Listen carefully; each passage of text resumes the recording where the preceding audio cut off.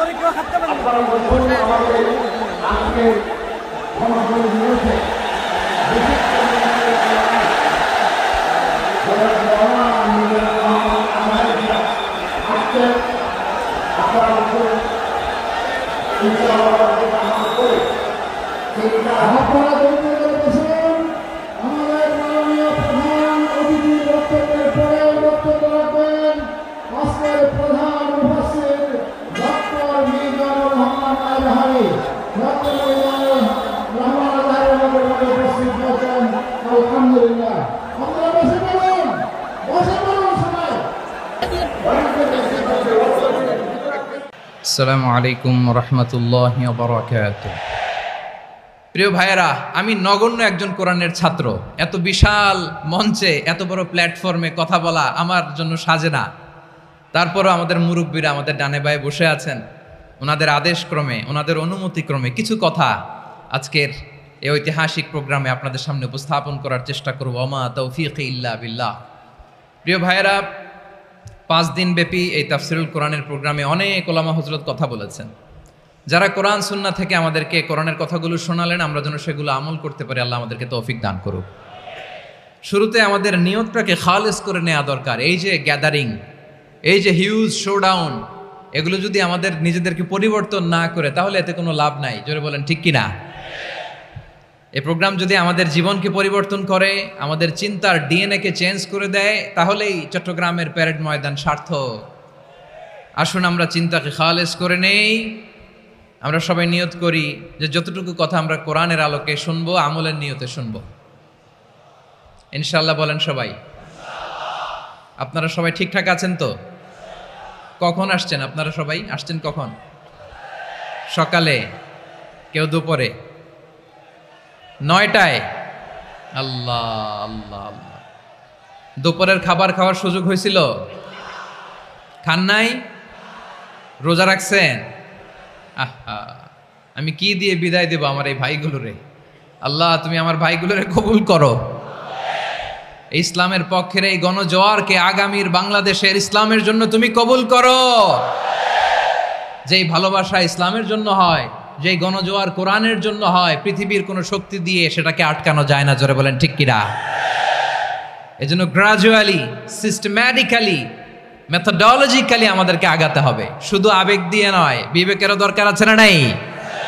প্রিয় ভাইয়েরা, আসুন, আমাদের কথা অনেক বেশি, সময় অনেক কম। আমরা আর কাল বিলম্ব না করে মহাবিশ্বয় মহাগ্রন্থ আল কুরআন আল কারীম থেকে কিছু কথা শুনি। আমি যেই টপিকটা নিয়ে আজকের ঐতিহাসিক চট্টগ্রামের প্যারেড ময়দানের তাফসিরুল কোরআন প্রোগ্রামে আলোচনা করব, সেটা হচ্ছে সূরাতু আন-নাহলের 90 নম্বর আয়াত নিয়ে কিছু কথা আমরা উপস্থাপন করবার চেষ্টা করব ইনশাআল্লাহ।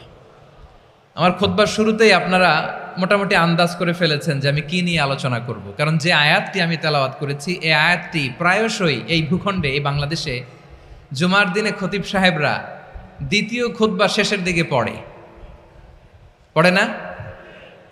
কি কমন পড়ছে? ইন্নাল্লাহা ইয়া'মুরু বিল আদলি ওয়াল ইহসান ওয়া ইতা'i যিল কুরবা ওয়া ইয়ানহা আনিল ফাহশাই ওয়াল মুনকারি ওয়াল বাগি ইয়া'iদুকুম লাআল্লাকুম তাযাক্কারুন। মুখস্থ আছে না সবার? আসুন আমরা এই আয়াতের সরল অর্থ, এর মর্মবাণী, এর সংক্ষিপ্ত তাফসীর সবাই মিলে আজকের এই প্রোগ্রাম থেকে উদ্ধার করার চেষ্টা করি। আপনারা মনোযোগী আছেন তো? ইনশাআল্লাহ। এই আয়াতটা অনেক কম্প্রিহেন্সিভ একটা আয়াত। সাইয়েদনা আব্দুল্লাহ ইবনে মাসউদ রাদিয়াল্লাহু তাআলা আনহু উনি বলেছেন, ইন্নাহা মিন আজমাই আয়াতিল কুরআন। এটা কোরআনের সবচেয়ে জামে আয়াত।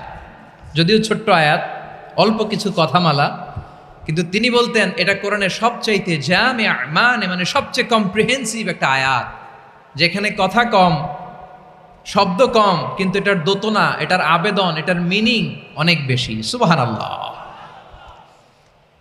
এই আয়াতে আল্লাহ তাআলা বেসিকলি আমাদেরকে 3টা বিষয়ে আদেশ করেছেন আর 3টা বিষয়ে বারণ করেছেন, মানে নিষেধ করেছেন। আওয়াজ করে বলুন, আদেশ করেছেন কয়টা? প্রিয় চট্টলার ভাইয়েরা, আমার মতো এই যে 3 আঙ্গুল উঁচু করে বলেন, আদেশ করেছেন কয়টা? আবার নিষেধও কয়টা? মানব তো আমরা ইনশাআল্লাহ? বলেন সবাই। 3 do's and 3 don'ts, do's and don'ts, 3টা আদেশ 3টা নিষেধ। এই 3টা আদেশ আর 3টা নিষেধের ভেতরে আল্লাহ তাআলা গোটা ইসলামী শরিয়ার মূল নির্যাসকে ঢুকিয়ে দিয়েছেন। সুবহানাল্লাহ। এই ছোট্ট একটা আয়াতে গোটা ইসলামী শরিয়ার the gist, the cream of the creams, গোটা ইসলামী শরিয়ার মূল নির্যাসকে আল্লাহ ঢুকিয়ে দিয়েছেন। 3টা আদেশ আর 3টা নিষেধ। আসুন আমরা সরাসরি কোরআন থেকে শুনি, সবাই পড়ুন।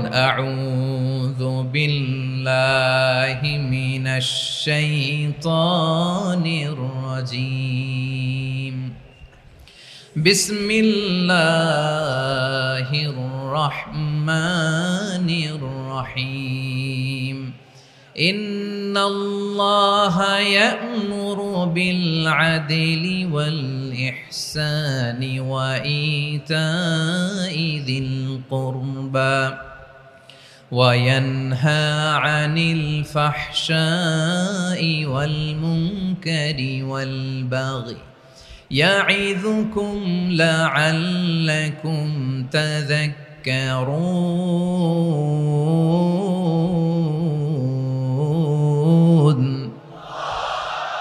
আল্লাহ তাআলা ইরশাদ করছেন, ইন্নাল্লাহা ইয়া'মুরু বিল আদলি ওয়াল ইহসান, নিশ্চয় আল্লাহ তাআলা তোমাদেরকে ন্যায় বিচারের আদেশ দেন, সদাচরণের আদেশ দেন, নিকটাত্মীয়দেরকে দানের আদেশ দেন। আদেশ কয়টা? আওয়াজ করে সবাই বলুন তো কয়টা? নিশ্চয় আল্লাহ তাআলা তোমাদেরকে ন্যায় বিচারের আদেশ দেন, সদাচরণের আদেশ দেন, তিনি তোমাদের নিকটাত্মীয়দেরকে দানের আদেশ দেন, আর তিনি তোমাদেরকে অশ্লীলতা থেকে নিষেধ করেন, মন্দ কাজ থেকে নিষেধ করেন, অবাধ্যতা সীমা লঙ্ঘন থেকে নিষেধ করেন। তিনি তোমাদেরকে উপদেশ দেন যাতে তোমরা শিক্ষা গ্রহণ করো। সুবহানাল্লাহ। উপদেশ দিচ্ছে স্বয়ং কে? 3টা জিনিসের আদেশ। ইয়া'মুরু বিল আদল, সুবিচার ন্যায় বিচারের আদেশ তিনি দেন।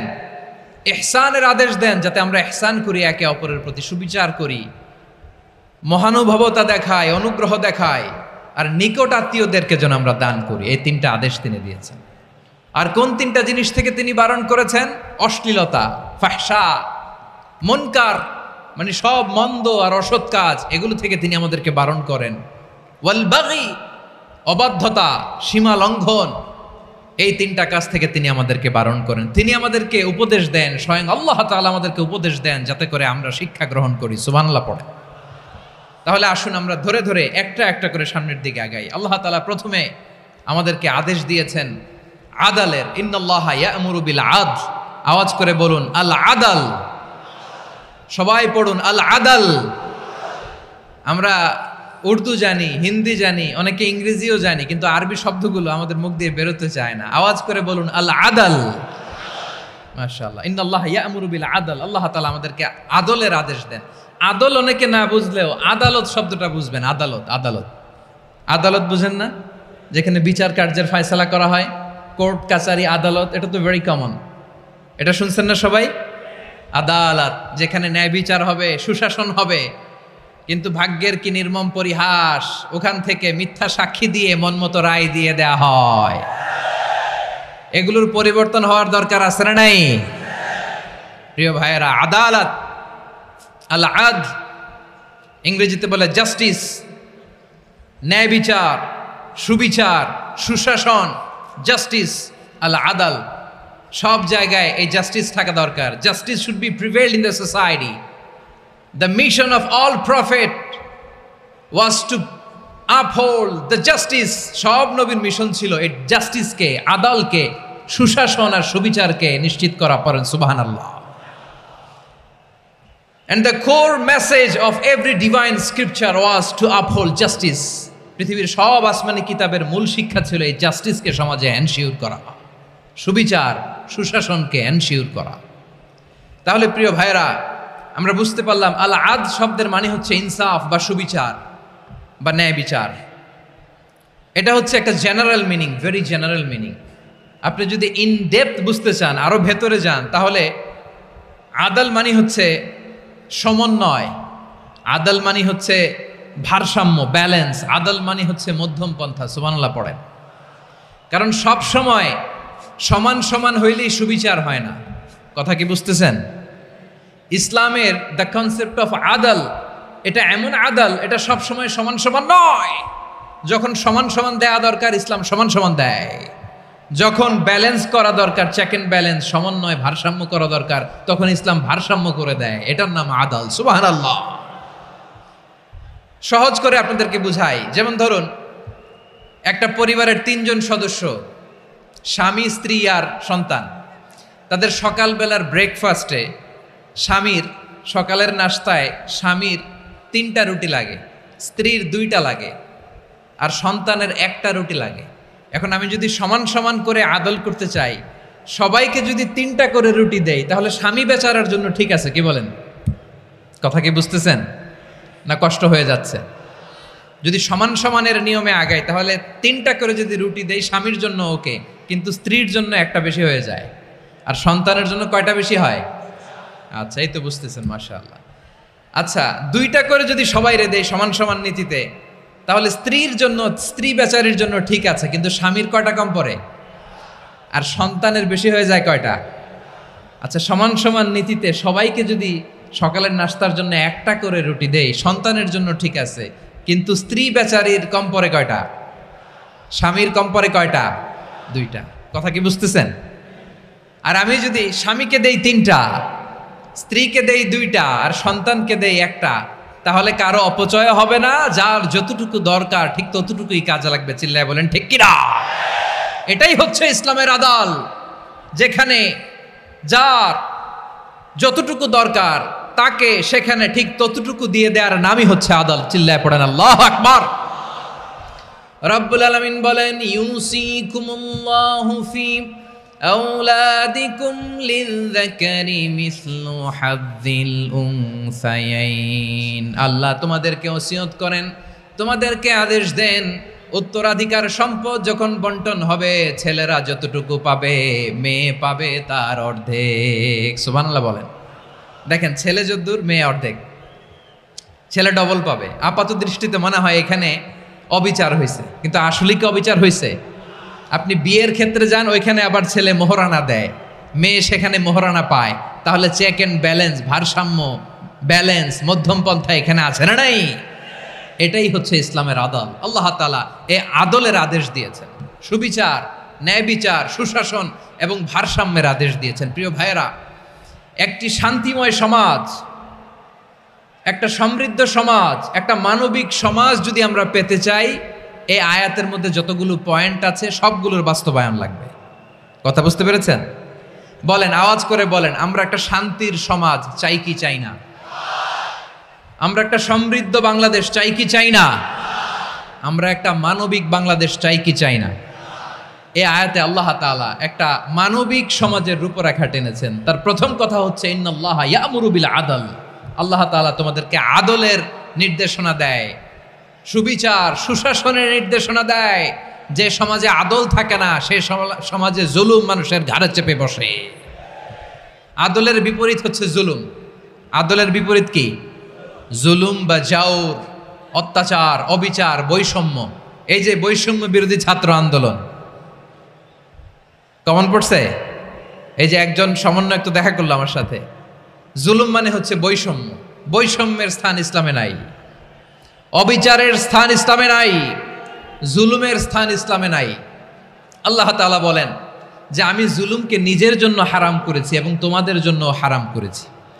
বিশ্বনবী ফরমান, আল্লাহ তাআলা বলেন হাদিসে কুদসিতে, ইয়া ইবাদি ইন্নী হারামতুয যুলমা আলা নাফসি ওয়া জাআলতুহু বাইনাকুম মুহাররামান ফালা তাযালামু। আমার গোলামেরা শোনো, নিশ্চয় আমি আল্লাহ তাআলা জুলুমকে আমি আমার উপরে হারাম করেছি, অনুরূপভাবে জুলুম করাকে তোমাদের উপরেও হারাম করেছি। ফলে ফালা তাযালামু, তোমরা একে অপরের সাথে জুলুম করো না।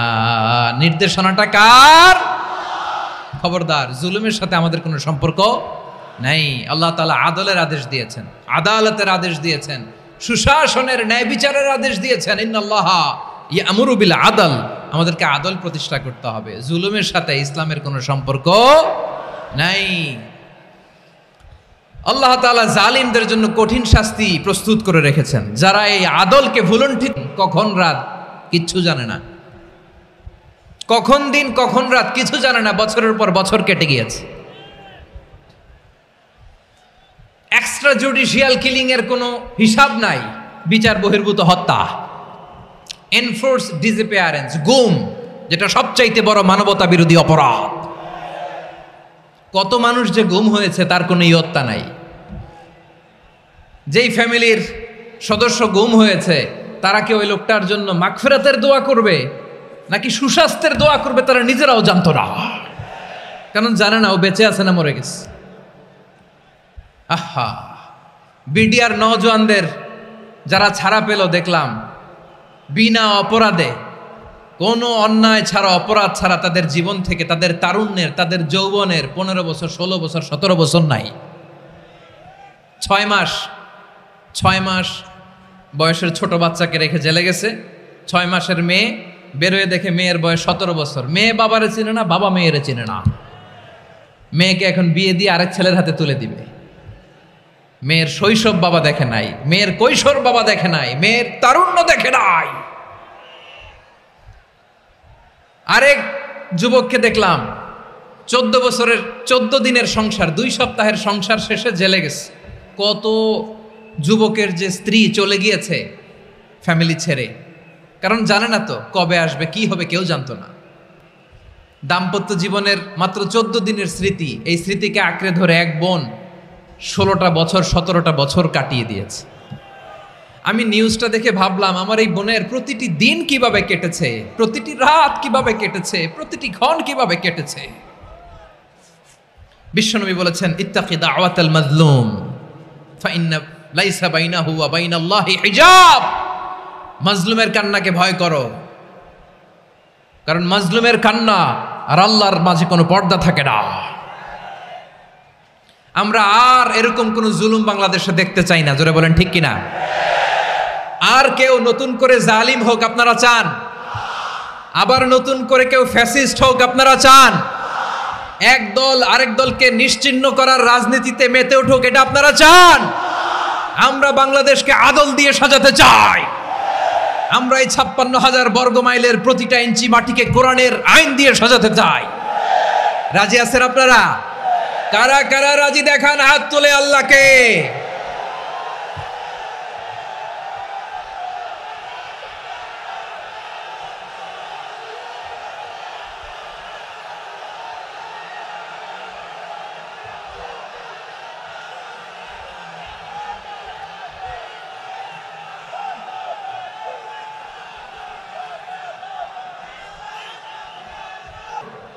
আমার প্রিয় বীর চট্টলার তৌহিদি মুসলমান, আমরা আর নতুন করে কেউ জালিম হোক এটা চাই না। নতুন করে আবার কেউ ফ্যাসিস্ট হোক আমরা চাই না। এক দল আরেক দলকে নিশ্চিহ্ন করার রাজনীতি করুক আমরা চাই না। আমরা সুশাসনের বাংলাদেশ চাই। আমরা মানবিক বাংলাদেশ চাই। আমরা একটা সমৃদ্ধ বাংলাদেশ চাই। আমরা বিশ্বের বুকে সম্মান নিয়ে মাথা উঁচু করে দাঁড়াতে চাই, ঠিক কিনা বলেন? আল্লাহ বললেন, এটা যদি তোমরা চাও, একটা সমৃদ্ধ সমাজ যদি বিনির্মাণ করতে চাও, মানবিক সমাজ যদি বিনির্মাণ করতে চাও, আমি তোমাদেরকে সেজন্য প্রথমে আদালতের নির্দেশ দিলাম। ইন্নাল্লাহা ইয়া'মুরু বিল আদল, নিশ্চয় আল্লাহ তাআলা তোমাদেরকে ন্যায় বিচার, সুশাসন এটার আদেশ দেন। সুবহানাল্লাহ। আদাল, ন্যায় বিচারের আদেশ আল্লাহ তাআলা কোরআনের বিভিন্ন আয়াতে দিয়েছেন। আল্লাহ তাআলা বলছেন, ইন্নাল্লাহা ইয়া'মুরুকুম আন তুআদ্দুল আমানাতি ইলা আহলিহা ওয়া ইযা হাকামতুম বাইনান নাসি আন তাহকুমু বিল আদল ইন্নাল্লাহা নি'ম্মা ইয়া'iযুকুম বিহি ইন্নাল্লাহা কানা সামিআম বাসীরা। আল্লাহ তাআলা বললেন, আল্লাহ আদেশ দিচ্ছেন, যে ব্যক্তি আমানতের হকদার তার হাতে তোমরা আমানত পৌঁছে দাও। আর যখন তোমরা বিচার কার্য করবে, বিচার ফায়সালা করবে, আদালতের সাথে করো। সুবহানাল্লাহ বলেন। ওয়াইদা হাকামতুম বাইনান নাসি আন তাহকুমু বিল আদল, আদালতের সাথে করবা। আল্লাহ তাআলা বলেন, যারা জাজ হবে, বিচারক হবে, তাদের যদি বাদী বিবাদীর কারো সাথে শত্রুতা থাকে, কারো সাথে যদি কোনো ধরনের রেষারেষি থাকে, আল্লাহ বলেন বিচার কার্য করতে যে ওই শত্রুতা রেষারেষির কারণে আদালতের বাইরে যে অবিচার করে বিচার করো না। ওয়ালা ইয়াজরিমান্নাকুম শানাআনু কওমিন আলা আল্লা তা'দিলু ই'দিলু হুয়া আকরাবু লিত্তাকওয়া ওয়াত্তাকুল্লাহা ইন্নাল্লাহা খাবীরুম বিমা তা'মালুন। খবরদার কোন জাতির প্রতি, কোন গোষ্ঠীর প্রতি, কোন গোত্রের প্রতি আক্রোশ যেন তোমাদেরকে ন্যায় বিচার থেকে দূরে সরিয়ে না দেয়, বরং আমি আল্লাহর আদেশ হলো ই'দিলু, তোমরা আদল করো, ন্যায় বিচার করো, সুবিচার করো, সুশাসন প্রতিষ্ঠা করো। হুয়া আকরাবু লিত্তাকওয়া, এটাই তাকওয়ার সবচেয়ে কাছাকাছি। সুবহানাল্লাহ বলেন। কোরআনের বিভিন্ন আয়াতে আল্লাহ তাআলা স্পেসিফিকলি ধরে ধরে বিচার করার সময় আমরা যেন আদল করি সেটা বলেছেন। কোরআনের কোন কোন জায়গায় আল্লাহ তাআলা এই আল আদল শব্দটা ব্যবহার করেছেন। আবার একই জিনিস ইনসাফ, সুবিচার, সুশাসন, ন্যায় বিচার, ন্যায় পরায়ণতা বুঝাতে আল্লাহ তাআলা কখনো কখনো আল কিসত শব্দটা ব্যবহার করেছেন। আওয়াজ করে সবাই বলুন আল কিসত। প্রিয় ভাইরা, সবাই আওয়াজ করে আমার সাথে সাথে বলুন আল কিসত। আল্লাহ তাআলা বলেন, ওয়া ইন হাকামতা ফাহকুম বাইনাহুম বিল কিসতি ইন্নাল্লাহা ইউহিব্বুল মুকসিতিন।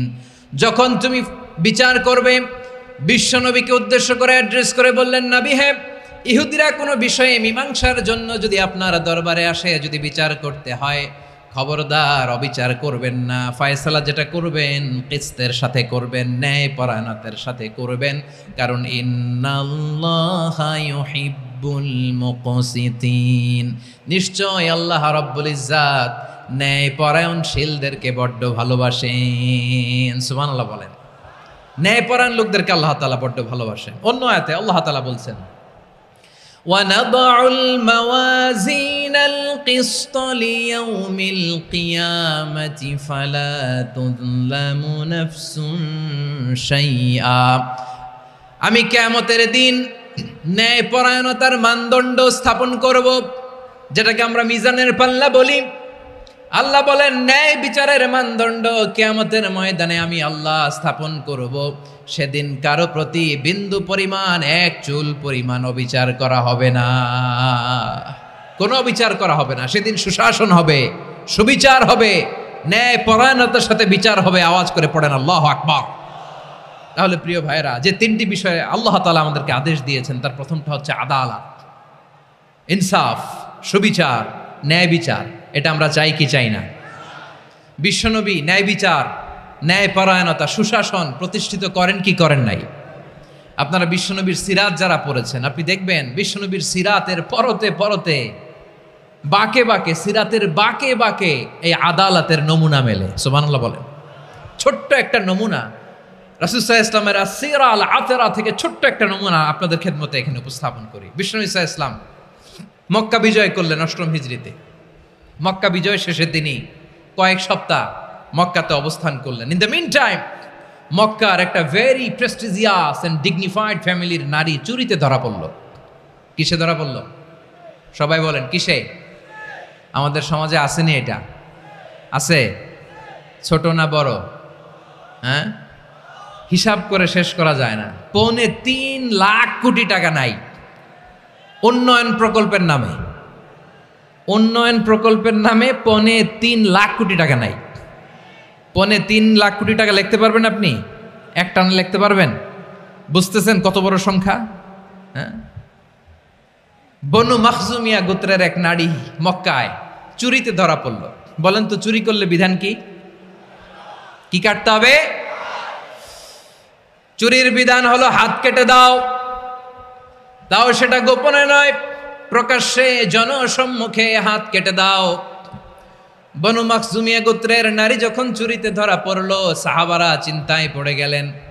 সবেমাত্র মক্কার লোকেরা কালিমা পড়ে মুসলমান হয়েছে, ইসলামের আইন কানুন তেমন জানে না, ইসলামী শরিয়ার সাথে বেশি পরিচিত নয়।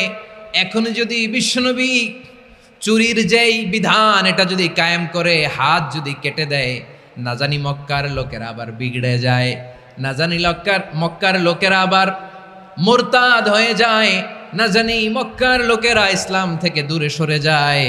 চলো চলো, সাহাবীরা মিলে পরামর্শ করলেন, চলো বিশ্বনবীর কাছে যে বলি, ও নবী, শুধু কেবলমাত্র একমাত্র এই নারীর জন্য চুরির হাত কাটার বিধানটা আপনি একটু থামিয়ে দেন।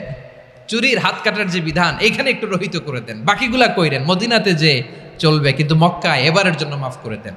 কিন্তু কে বলবে? এই যে পরামর্শ, সাজেশন, এটা কে দিবে বিশ্বনবীর কাছে? সাহাবারা চিন্তায় পড়ে গেলেন। আল্লাহর নবীর সামনে দাঁড়িয়ে আল্লাহর দেয়া হুদুদ, আল্লাহর দেয়া বিধান থামিয়ে দেওয়া, মাফ করে দেওয়া, এই কথা বিশ্বনবীর সামনে বলার সাহস তো কেউ রাখে না। কেউ কেউ বলল, বিশ্বনবীর পালক পুত্র যায়েদ বিন হারেসার সন্তান উসামারে বিশ্বনবী নাতির মতো আদর করে, বড্ড বেশি ভালোবাসে উসামারে। এজন্য সাহাবারা উসামাকে বলতো হিব্বু রাসূলিল্লাহ, বিশ্বনবীর ভালোবাসা। কি বলতো? সাহাবীরা বললেন, বিশ্বনবীর ভালোবাসা হিব্বু রাসূলিল্লাহ, উসামারে পাঠাও। উসামারে বিশ্বনবী নাতির মতো স্নেহ করে, মায়া করে, ভালোবাসে। আমরা পারবো না, উসামা পারবে। সবাই মিলে ফুলিয়ে ফুসিয়ে ওসামাকে, ছোট্ট ওসামাকে রাজি করালো। ওসামা এমন এমন কথা যে তুমি বিশ্বনবীর কাছে বলতে হবে, পারবা নাকি? ওসামা বলে, পারবো। সাইয়েদনা ওসামা রাদিয়াল্লাহু তাআলা আনহু তরুণ সাহাবী বিশ্বনবীর কাছে গেলেন, যে বললেন, নবী, বনু মাখজুমিয়া গোত্রের এক নারী চুরিতে ধরা পড়েছে, এবারের জন্য কি এই মহিলাটারে মাফ করে দিলে হয় না? এবারের জন্য একটু ক্ষমা করা যায় না নবী? বিশ্বনবী বলেন, আতাশফাউ ফি হাদ্দিম মিন হুদুদিল্লাহ, তোমার এত বড় সাহস উসামা, তুমি আল্লাহর হাত, আল্লাহর দেয়া বিধান, এটার ব্যাপারে সুপারিশ করতে এসেছো? তোমরা কি জানো তোমাদের আগে যত কওম, যত গোত্র, যত জনপদ ধ্বংস হয়েছে তার কারণ ছিল তাদের মধ্যে গরিবরা অন্যায় করলে তারা বিচার করত, আর ধনীরা অন্যায় করলে তারা মাফ করে দিত। খবরদার! ওয়া আইমুল্লাহ লাউ আন্না ফাতিমাতা বিনতি মুহাম্মাদিন সারাকাত লাকাতা মুহাম্মাদুন ইয়াদাহা। বিশ্বনবী বললেন, ওরে ওসামা, বানু মাখজুমিয়ার ওই প্রেস্টিজিয়াস এন্ড ডিগনিফাইড ফ্যামিলির মেয়ে তো দূর কি বাত, অনেক দূরের কথা। জেনে রেখো ওসামা, আমার কলিজার টুকরা নয়নের পুটুলি ফাতেমাও যদি মক্কার জমিনে আজকে এই চুরির দায়ে ধরা পড়তো, আমি বিশ্বনবী মুহাম্মাদুর রাসূলুল্লাহ ধরে ফাতেমার ডান হাতটা কেটে দিতে এক বিলম্ব দেরি করতাম না। ইন্নাল্লাহা ইয়া'মুরু বিল আদল, আমাদেরকে জাস্টিস শিখায়। পশ্চিমারা আমাদেরকে ইনসাফ শিখায়, আমাদেরকে সুশাসন শিখায়। আর ইনসাফ, সুশাসন, ন্যায় বিচার, সুবিচার, জাস্টিস কারে বলে বিশ্বনবীর বায়োগ্রাফি থেকে জেনে নাও। এই ছিল বিশ্বনবী সাল্লাল্লাহু আলাইহি ইসলামের আদালতের নমুনা। আপনি যদি সাইয়েদনা ওমর ফারুকের জীবনের দিকে তাকান, এমন কঠোর, এমন বীর সেনানী ছিলেন। সাইয়েদনা ওমর ফারুক যদি রাস্তার এই মাথা দিয়ে হাঁটা শুরু করতেন, শয়তান ওমর ফারুককে দেখলে ওই রাস্তা রেখে দিয়ে অন্য রাস্তা দিয়ে হাঁটতো। সুবহানাল্লাহ। ওমর ফারুক রাদিয়াল্লাহু তাআলা আনহু কি পার্সোনালিটি ছিল, কি পার্সোনালিটি! আমাদের এলাকায় ছোট বাচ্চারা রাতে ভাত খেতে চায় না, আমার মেয়েটাও খেতে চায় না। এই এটা দিব, ওইটা দিব, আজকে মাহফিলে আসার সময় বলে দিছে লিস্ট করে এটা এটা আনতে হবে। তো ছোট্ট বাচ্চাদের অনেক বায়না থাকে, ওরা রাতে খেতে চায় না। তো মায়েরা বিভিন্ন ভয় দেখায়, এই বাঘ আসবে, বাঘ আসবে খাও, এই ভূত আসবে, ভূত আসবে খাও। আপনারা কি বলেন চট্টগ্রামে? কি আসবে? হ্যাঁ, ভূত, ভূত, ভূত আসবে, বাঘ আসবে, খাও খাও খাও, তাড়াতাড়ি খাও। তো বাচ্চারা এগুলো শুনে ভয়ে খেতে শুরু করে। মদিনার জমিনেও একই ঘটনা ঘটতো। মদিনার ছোট্ট ছোট্ট সোনামণিরা খেতে চাইতো না। তো মায়েরা বলতো, হা হুয়া ইয়াতি উমর, হা হুয়া ইয়াতি উমর, ওই যে উমর আসতেছে, উমর। ওমরে ফারুকের কথা শুনলেই বাচ্চারা একেবারে ঠান্ডা। সুবহানাল্লাহ পড়বেন না? প্রভু তুমি বলেছ রাসূল দেবে না, বলনি দেবে না ওমর, বলনি দেবে না হামজা তারিক, খালিদ বিজয় সমর। প্রভু তুমি বলেছ রাসূল দেবে না, বলনি দেবে না ওমর, বলনি দেবে না হামজা তারিক, খালিদ বিজয় সমর। প্রভু তুমি বলেছ রাসূল দেবে না। আল্লাহু আকবার। ওমর ফারুক রাদিয়াল্লাহু তাআলা আনহু, ওনার কথা শুনলে গায়ের মধ্যে গুজবাম হয়, গায়ের পশমগুলো দাঁড়িয়ে যায়। সুবহানাল্লাহ বলেন। কি পার্সোনালিটি ছিল, কি ব্যক্তিত্ব ছিল। মুনাফিকরা ওমর ফারুককে জমের মতো ভয় পেতেন। শয়তান, খোদ শয়তান এই রাস্তা দিয়ে আসলে শয়তান অন্য রাস্তা দিয়ে হাঁটতো। ওমর ফারুক রাদিয়াল্লাহু তাআলা আনহুর জীবনে যদি দেখেন, তাহলে সেখানে আপনি আদালতের, ইনসাফের, সুশাসনের, জাস্টিসের নমুনা দেখতে পাবেন। কয়টা শুনবেন? সাইয়েদনা ওমর ফারুকের রাদিয়াল্লাহু তাআলা আনহুর সন্তান আব্দুর রহমান মিশরে মদ খেয়ে মদ্যপ অবস্থায় ধরা পড়েছে। মদ খাওয়ার কারণে, মদ যদি কেউ পান করে আর যদি প্রমাণিত হয়, তার বিচার হলো 80 বেত। আওয়াজ করে বলেন কয় বেত? বাংলাদেশেও তো এই আইন আছে নাকি? বাংলাদেশে আছে? হ্যাঁ, মদ খাইলে 80 বেত, এই আইন বাংলাদেশে চালু হোক। আমরা চাই কি চাই না? চাই সবাই। এজন্যই তো ইসলাম ভাল লাগে না। ইসলামকে ভাল লাগে না। ইসলামকে আউট করে রাখতে পারলেই তো এরকম বড় বড় বোতল খাওয়া যায়। একেবারে সহজ, পানির মতো সহজ হিসাব, একেবারে সহজ। ওমর ফারুক রাদিয়াল্লাহু তাআলা আনহুর ছেলে ভুল করে মদ পান করে ফেলেছিলেন। আব্দুর রহমান, ঘটনা ঘটেছে মিশরে। মিশরের গভর্নর তখন আমর ইবনুল আস রাদিয়াল্লাহু তাআলা আনহু। আব্দুর রহমানের ভাই যে গভর্নরকে বলল, গভর্নর যদি একটু দয়া করেন, খলিফার ছেলে আমার ভাই আব্দুর রহমান মদ্যপ অবস্থায় ধরা পড়েছে, জনসম্মুখে যদি আপনি বেত্রাঘাত করেন আমাদের প্রেস্টিজ থাকে না, যদি 80 বেত আপনি মারেন আমার কোনো কথা নাই, কিন্তু ঘরের ভেতরে মারেন। আব্দুর রহমানের ভাইয়ের সুপারিশ শুনে সাইয়েদনা আমর ইবনুল আস রাদিয়াল্লাহু তাআলা আনহু রাজি হয়ে গেলেন। ঘরের ভেতরে লোকচক্ষুর আড়ালে 80 বেত তিনি মানলেন। কিন্তু ঘটনাক্রমে এই কথা লুকিয়ে লুকিয়ে ঘরের ভেতরে 80 বেত মারার কথা সাইয়েদনা ওমর ফারুক মদিনা থেকে জানতে পারলেন। মদিনা থেকে তিনি ফরমান জারি করলেন, এই বিচার যেমনটি আমর ইবনুল আস আদায় করেছে, এটা প্রকৃতপক্ষে আদায় হয় নাই। আসো সবাই মদিনায় আসো, আমর ইবনুল আস মদিনায় আসো, আব্দুর রহমানও আসো, সবাই আসো, জনসম্মুখে এই বিচার কার্যকর করতে হবে। সাইয়েদনা ওমর ফারুক মসজিদে নববীর পিলারের মধ্যে নিজের ছেলেকে বাঁধলেন, আবার জনসম্মুখে 80টা বেত তার গায়ের মধ্যে মারলেন। মাজমুয়ে ফাতাওয়া ইবনে তাইমিয়া রাহিমাহুল্লাহ উনি এটা নকল করেছেন। এটা সবচেয়ে বিশুদ্ধ মত। আরো অনেক মত আছে, মারা গেছে কবরের উপর, ওগুলো বাদই দিলাম। কেমন খলিফা ছিলেন, কেমন খলিফা! পশ্চিমারা তোমরা জাস্টিস আমাদেরকে শেখাও, ইনসাফ কারে বলে, সুশাসন আমাদেরকে তোমরা শিখাও। ওমর ফারুক রাদিয়াল্লাহু তাআলা আনহু ওই বিচারকে তিনি ধর্তব্য মনে করেন নাই। মদিনাতে এনে আবার জনসম্মুখে আবার 80 বেত মেরেছেন। মিশরে ওমর ফারুক রাদিয়াল্লাহু তাআলা আনহু আমর ইবনুল আসকে গভর্নর করে পাঠালেন। সেখানে আমর ইবনুল আসের ছেলে একটা প্রতিযোগিতায় রানার আপ হয়েছে। এক মিশরি সেখানে চ্যাম্পিয়ন হয়েছে। রানার আপ বুঝতে পেরেছেন তো? রানার আপ সেকেন্ড হয়েছে, এক মিশরি হয়েছে চ্যাম্পিয়ন প্রথম। কিন্তু গভর্নরের ছেলে ও জিততে পারে নাই। ও রাগে ওই মিশরির গায়ের মধ্যে কয়েকটা লাঠি দিয়ে বাড়ি মেরেছে। মিশরি যে মদিনাতে ওমর ফারুকের কাছে বিচার দিলেন, আপনার গভর্নরের ছেলে অন্যায়ভাবে আমার গায়ে হাত তুলেছে। সাইয়েদনা ওমর ফারুক আবার ফরমান জারি করলেন, আসো মদিনাতে আসো। মিশরীকে ডাকলেন। ওই মিশরের গভর্নর আমর ইবনুল আস রাদিয়াল্লাহু তাআলা আনহুকে ডাকলেন, তার ছেলেকেও ডাকলেন। সবাই বসে রইল।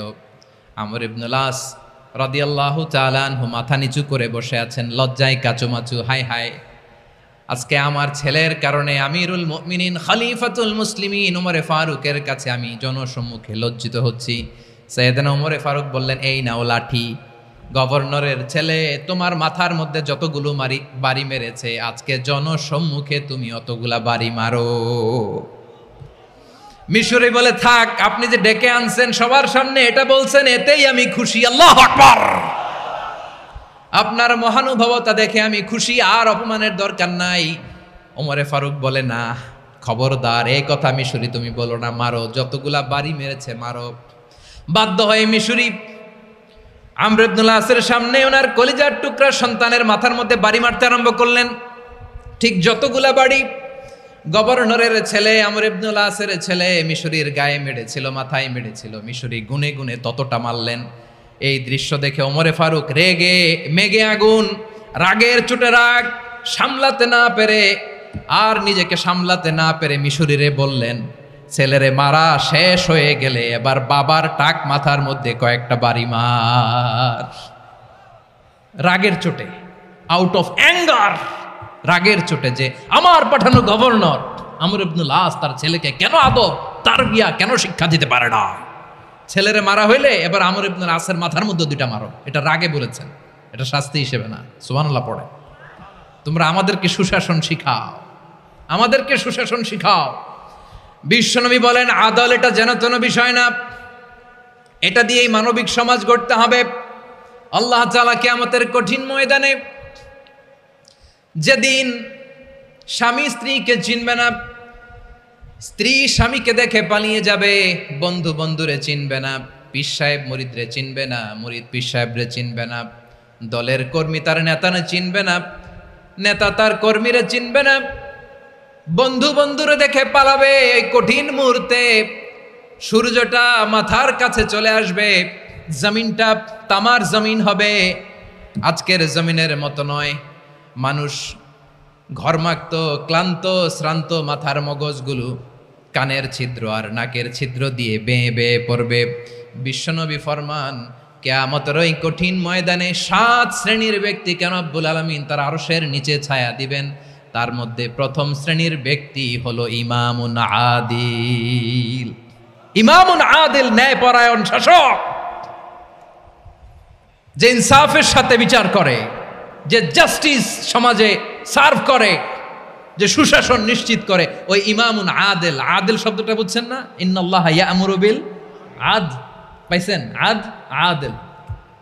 7 শ্রেণীর ব্যক্তিকে আল্লাহ তাআলা সুশীতল আরশের নিচে ছায়া দিবেন, যেদিন তার দেয়া ছায়া ছাড়া কোনো ছায়া থাকবে না। এর প্রথম হচ্ছে ইমামুন আদিল, ন্যায়পরায়ণ শাসক। চিল্লায় বলেন সুবহানাল্লাহ।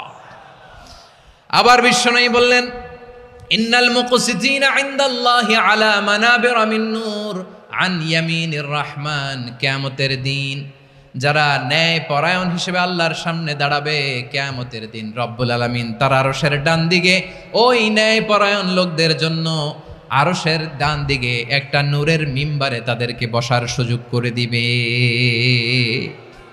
আল্লাহর আরশের ডান দিকে ন্যায়পরায়ণ লোকদের জন্য আল্লাহ তাআলা নূরের মিম্বার বানাবে। তার ঠিকানে কথা মনে করেছেন? আল আদাল, জাস্টিস।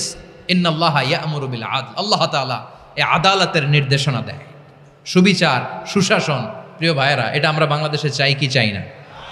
এই যে অরাজকতা, এই যে অন্যায়, এই যে জুলুম, এই যে ইনকনসিস্টেন্সি সমাজের অসঙ্গতির প্রধান কারণ জাস্টিস নাই, সুবিচার নাই, সুশাসন নাই।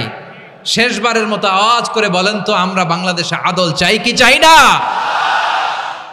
তাহলে প্রথম নির্দেশনা শেষ। আল্লাহ তাআলা তোমাদেরকে আদলের আদেশ দেন। এরপরে আল্লাহ বললেন, আমি তোমাদেরকে ইহসানের আদেশ দেই। ইন্নাল্লাহা ইয়া'মুরু বিল আদলি ওয়াল ইহসান। আমি তোমাদেরকে যেমনি আদলের নির্দেশনা দেই, তেমনি ভাবে তোমাদেরকে ইহসানের নির্দেশনা দেই। ইহসান, আওয়াজ করে সবাই বলেন তো ইহসান। সবাই বলেননি, সবাই বললে এতটুকু আওয়াজ হবে আমি বিশ্বাস করি না। আওয়াজ করে বলুন আল ইহসান। ইহসান মানে কারো প্রতি সফট হার্টেড হওয়া, মহানুভব হওয়া, অনুগ্রহ পরায়ণ হওয়া, অনুগ্রহশীল হওয়া, একে অপরের প্রতি দয়াদ্র হওয়া। একে অপরের প্রতি দয়াদ্র অনুগ্রহশীল হওয়া ছাড়া মানবিক সমাজ কশিনকালেও গঠন করা সম্ভব না। প্রিয় ভাইয়েরা, সুন্দর আচরণ দিয়ে, ইহসান দিয়ে যা জয় করা যায়, নরম আচরণ দিয়ে যেটা অর্জন করা যায়, কঠোরতা দিয়ে সেটা পারা যায় না। বিষ্ণু ঈসা ইসলাম ইহসান দিয়ে, কোমল আচরণ দিয়ে, তার অনুগ্রহ দিয়ে তিনি অনেক কাফিরের হৃদয়কে জয় করে ফেলেছেন। সাইয়েদনা সুমামা ইবনে উসাল রাদিয়াল্লাহু তাআলা আনহুর কথা মনে পড়ে যায়। তিনি ছিলেন ইয়ামামার বাদশা। মদিনাতে বিশ্বনবীকে হত্যা করার নিয়তে এসেছিলেন। গোপনে গোপনে বিশ্বনবীকে হত্যা করে আবার ইয়ামামাতে তিনি ফিরে যাবেন। কিন্তু কি অবাক করা কাণ্ড, হত্যা করতে পারে নাই, সাহাবাদের হাতে তিনি ধরা পড়ে গেলেন। সাইয়েদনা সুমামা ইবনে উসাল রাদিয়াল্লাহু তাআলা আনহু হত্যার নিয়তে আসলেন, কিন্তু হত্যা করতে পারলেন না। সাহাবারা ওনাকে ধরে ফেললেন, ধরে মসজিদে নববীর পিলারের মধ্যে বেঁধে রাখলেন। সুমামা ইবনে উসাল, সিরাত থেকে শুনেন, সিরাত থেকে শোনাচ্ছি। রাদিয়াল্লাহু তাআলা আনহু ইয়ামামার অধিপতি ছিলেন। ইয়ামামা বিশ্বনবীকে হত্যার জন্য আসছেন, ধরা পড়ে গেছেন, এখন মসজিদে নববীতে বেঁধে রাখছেন, তার মানে বন্দী।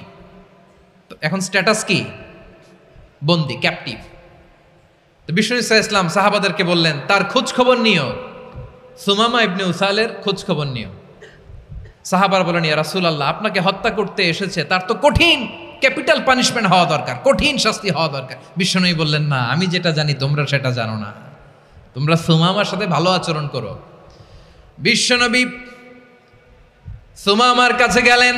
প্রথম দিন যে তিনি কালেমার দাওয়াত দিলেন, ইমানের দাওয়াত দিলেন, ইসলামের দাওয়াত দিলেন, রিসালাতের দাওয়াত দিলেন, আখিরাতের দাওয়াত দিলেন। পরের দিন যে বিশ্বনবী সালাতের দাওয়াত দিলেন, যাকাতের দাওয়াত দিলেন, ইসলাম কি, কিভাবে, কেমন করে পালন করতে হয় চমৎকার আর্টিকুলেট করতে শুরু করলেন। তন্ময় হয়ে সুমামা ইবনে উসাল রাদিয়াল্লাহু তাআলা আনহু বিশ্বনবীর কথাগুলো শুনতে আরম্ভ করলো। একদিন নয়, 2 দিন নয়, টানা 3 দিন বিশ্বনবী সুমামার কাছে ইসলামকে প্রেজেন্ট করেছেন, উপস্থাপন করেছেন। আওয়াজ করে বলেন, কয় দিন? 3 দিন। 3 দিন মসজিদে নববীতে বাধা। আর সাহাবীদেরকে বললেন, তার খোঁজ খবর নিও, তোমরা যে রুটি বানাও এর মধ্যে সবচেয়ে ভালো আটার রুটিটা তারে দিও, সবচেয়ে রিফাইন্ড খেজুর, যেটা পিওর খেজুর, এটা তারে দিও।